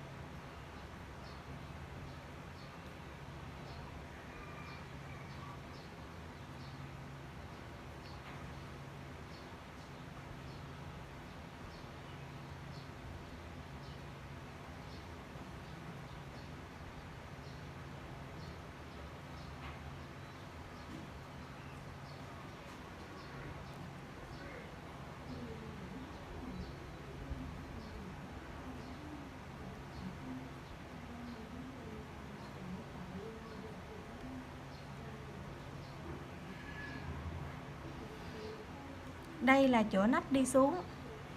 Chúng ta tạo một chân bắp, 3 mũi bính, sang bên kia tạo một chân bắp tiếp theo, xong 3 bính và tạo chân bắp tiếp theo nữa.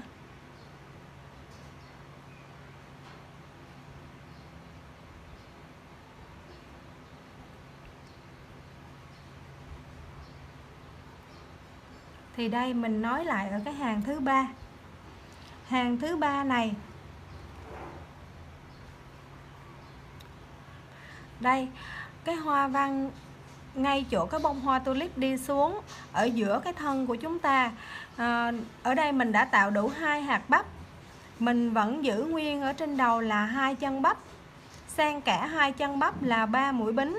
Sau đó ở dưới này các bạn đã tạo được cho mình là 1, 2, 3 mũi bông dâu. Lúc đầu là được 2 bông dâu, sau lên hàng thứ 2 là được 3 bông dâu. Hàng thứ 4 chúng ta sẽ có 4 bông dâu. Sau khi móc xong cái hoa văn ngay chính giữa thân này, ở cái hoa văn tiếp theo các bạn chỉ mới có được một cái hạt bắp thôi. Chúng ta sẽ tạo 2 chân bắp để chúng ta lên 2 mũi hạt bắp giống như bên này. Đây là hoa văn ngay chỗ cái phần nách áo đi xuống thì chúng ta vẫn móc là 3 chân bắp đi thẳng xuống luôn cả cái quá trình. Rồi các bạn móc hết cái hàng thứ 3 này, mình sẽ hướng dẫn sang cái hàng thứ 4. Sau khi móc xong hàng thứ 3 chúng ta lên hàng thứ 4. Ở hàng thứ 4 thì chúng ta cũng tạo 2 mũi bắp, xen kẽ là 3 bính, một đơn 3 bính như thế này cho cái bông đầu tiên của chúng ta. Sau đó các bạn lên 3 bính đâm kim vào cái dây bính đầu tiên này, móc cho mình một mũi đơn, tạo một bông dâu. 1, 2, 3. Bông dâu thứ 2.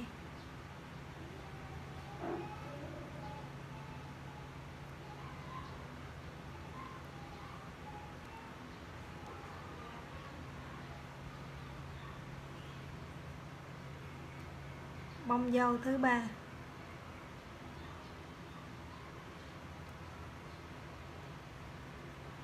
Một, hai, ba.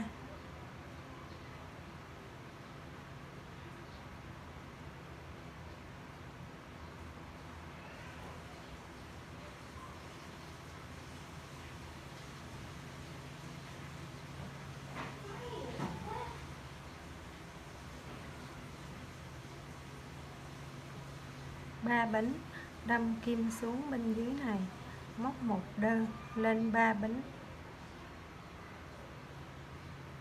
đâm kim xuống đây, móc một đơn, móc 6 kép,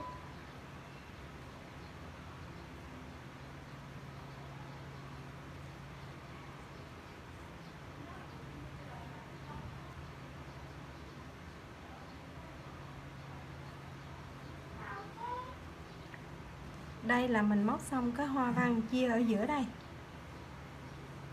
mình đã chia được hai bắp bên này, khoảng trống ở giữa đây và hai bắp bên này. Bây giờ mình sẽ móc tiếp tục cái hoa văn ở đây.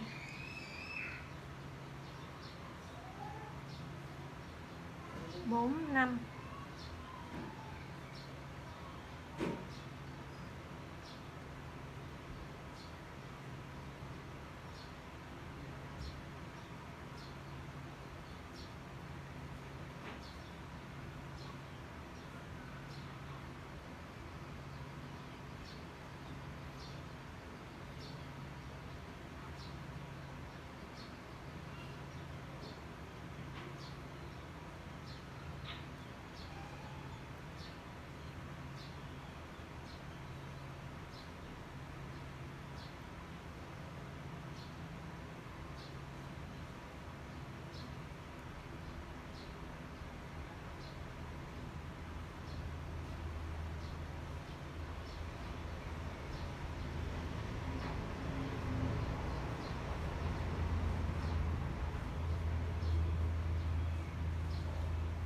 Một, hai, ba, bốn, năm.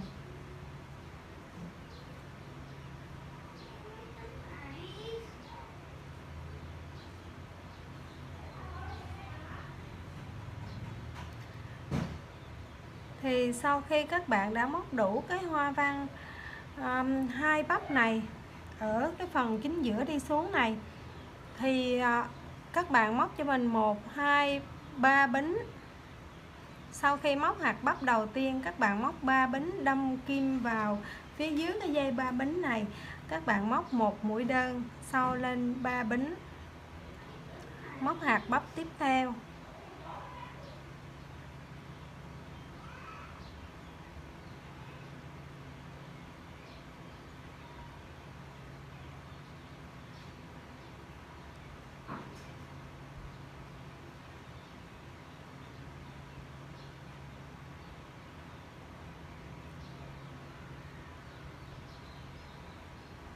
Ba bính.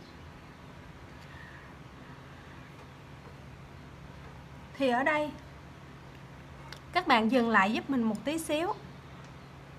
Các bạn đếm cái hoa văn ở bên ngoài này, ở bên ngoài đây, ngoài đây, 1 lưới, 2 lưới, 3 lưới, 4 lưới, 5 lưới, 6 lưới.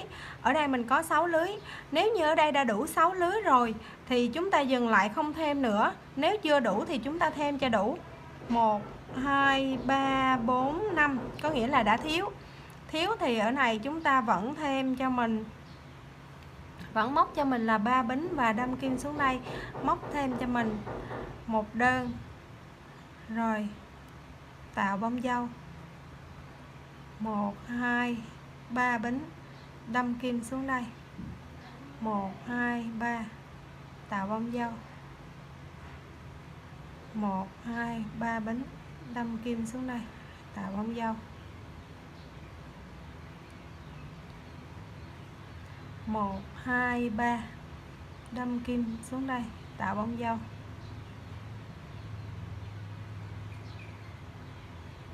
1, 2, 3, đâm kim xuống đây, tạo bông dâu. Rồi, 1, 2, 3.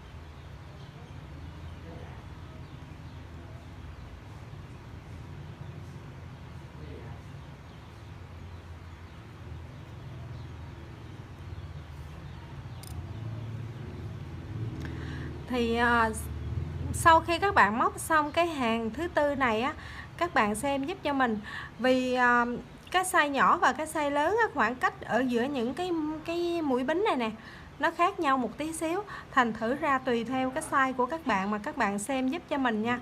Là nếu như ở đây là 1 2 3 4 5 6 dây bính thì ở đây các bạn cũng có đủ 6 dây bính. 1 2 3 4 5 6 đủ 6 dây bính. 6 dây bính thì ở đây sẽ có 5 bông dâu. Thì chúng ta dừng lại, chúng ta không tăng ở đây nữa. Ở đây đủ 6, ở đây đủ 6 đã là cân đối. Còn đối với các bạn mà cái size nó nhỏ hơn á, nếu như ở đây là 5 thì ở đây các bạn cũng móc đủ 5 thì chúng ta sẽ dừng lại, chúng ta không thêm nữa. Và bắt đầu ở hàng tiếp theo nữa chúng ta sẽ tăng từ cái mũi 3 bính này nè, chúng ta tăng lên là 4 bính, sau đó 5 bính cho đến khi là nó đã tất cả đều. Ở bên ngoài này 5 bính, ở trong này cũng 5 bính. Các bạn nào mà móc cái size lớn ở ngoài này là 6 bính thì ở trong này cũng đủ 6 bính, thì chúng ta không tăng nữa mà chúng ta chỉ móc dài xuống cho đến khi nào đủ cái chiều dài của tùng váy mình mong muốn. Thì mình sẽ hướng dẫn thêm cho các bạn khoảng 2 hàng nữa.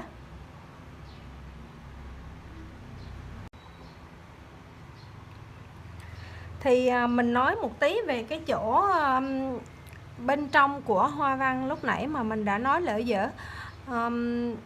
Ở đây cái hoa văn ngay chỗ giữa, ở giữa đây chúng ta chưa đủ, chúng ta chỉ mới đủ 1 2 3 4 5 6 thì ở đây mới đủ 6 thôi.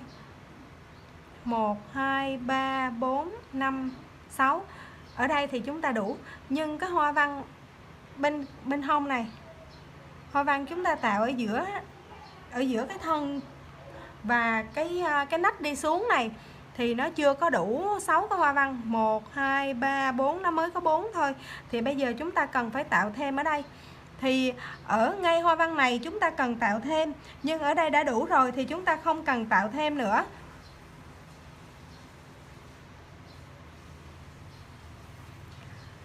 Mình sẽ tạo thêm ở đây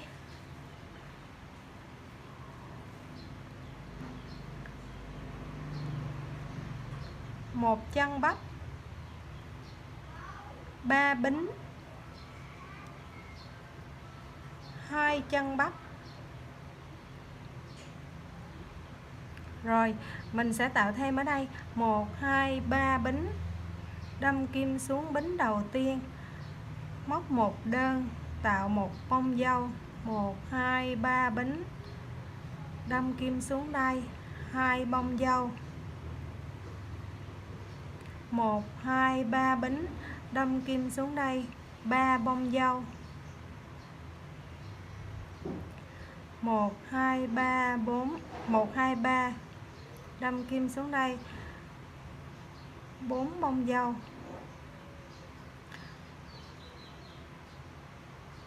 1 2 3 rồi tạo bắp.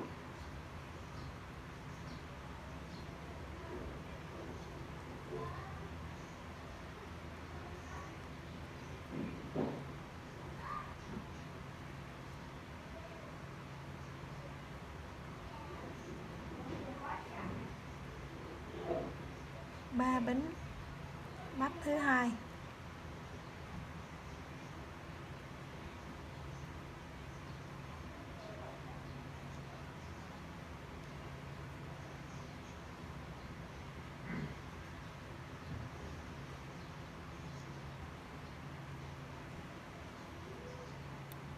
Đây 1 2 3 4 5 giây.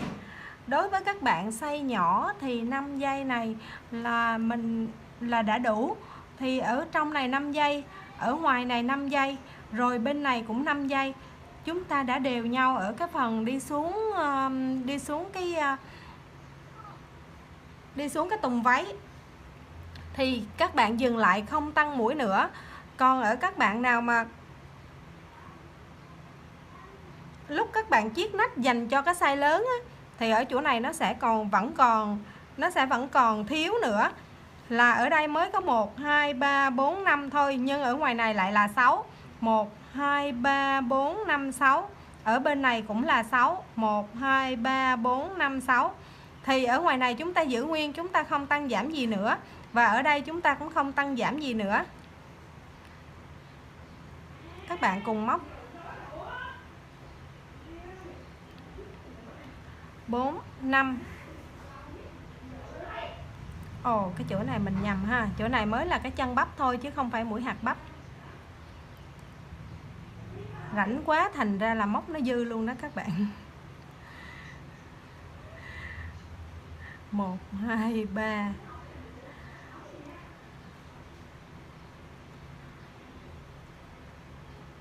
3. 1, 2, 3, 4, 5. Chúng ta đâm kim xuống đây bình thường. Ở chỗ này thì không có gì thay đổi. 1, 2, 3, 4, 5.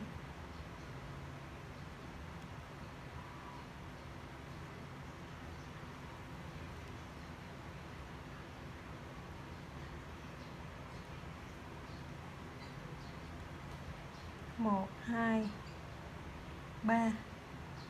Sang đây. Ấp tiếp theo.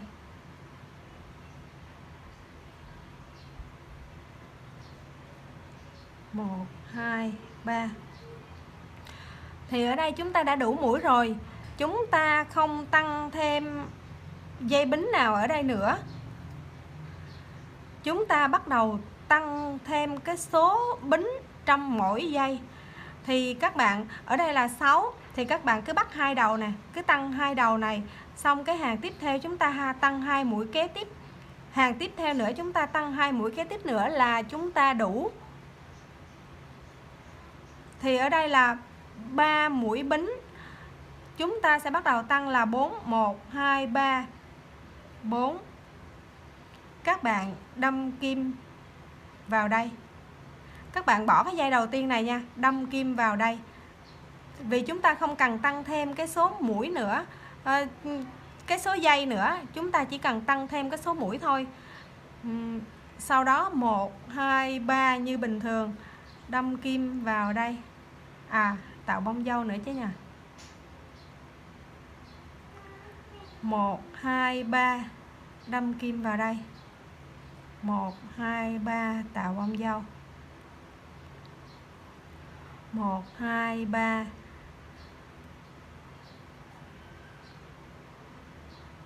Tạo bông dâu. 1, 2, 3.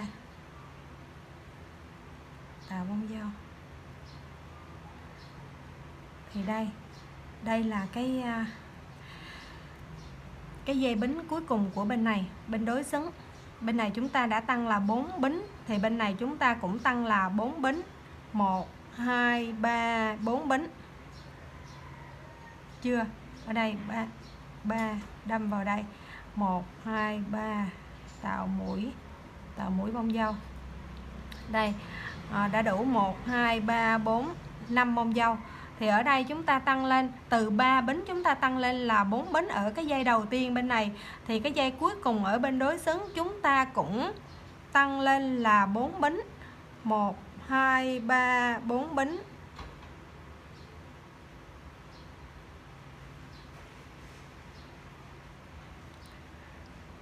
Đây là cách mà chúng ta không có tăng thêm cái dây bính nữa, mà chỉ tăng thêm số mũi bính trong dây.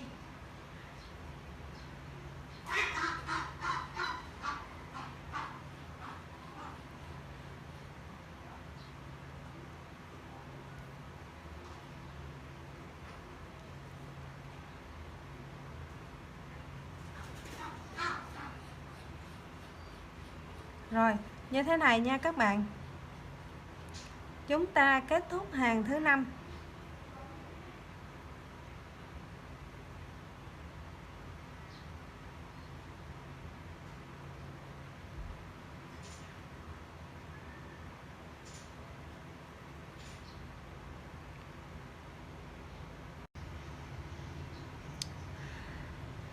Thì mình nói lại với các bạn một tí nữa về cái việc mà giãn cái mũi này ra.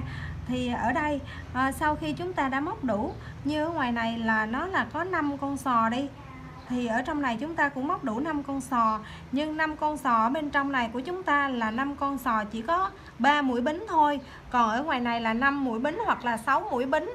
Thì sau khi chúng ta đã móc ở trong này cũng 5 con sò, ngoài này cũng 5 con sò, hoặc là trong này 6, ngoài này cũng 6, đã đều nhau, cái khoảng cách này nó đã đều nhau, thì chúng ta không tăng thêm nữa, mà chúng ta chỉ bắt đầu tăng thêm cái mũi bính ở trong cái dây bính. Là thay vì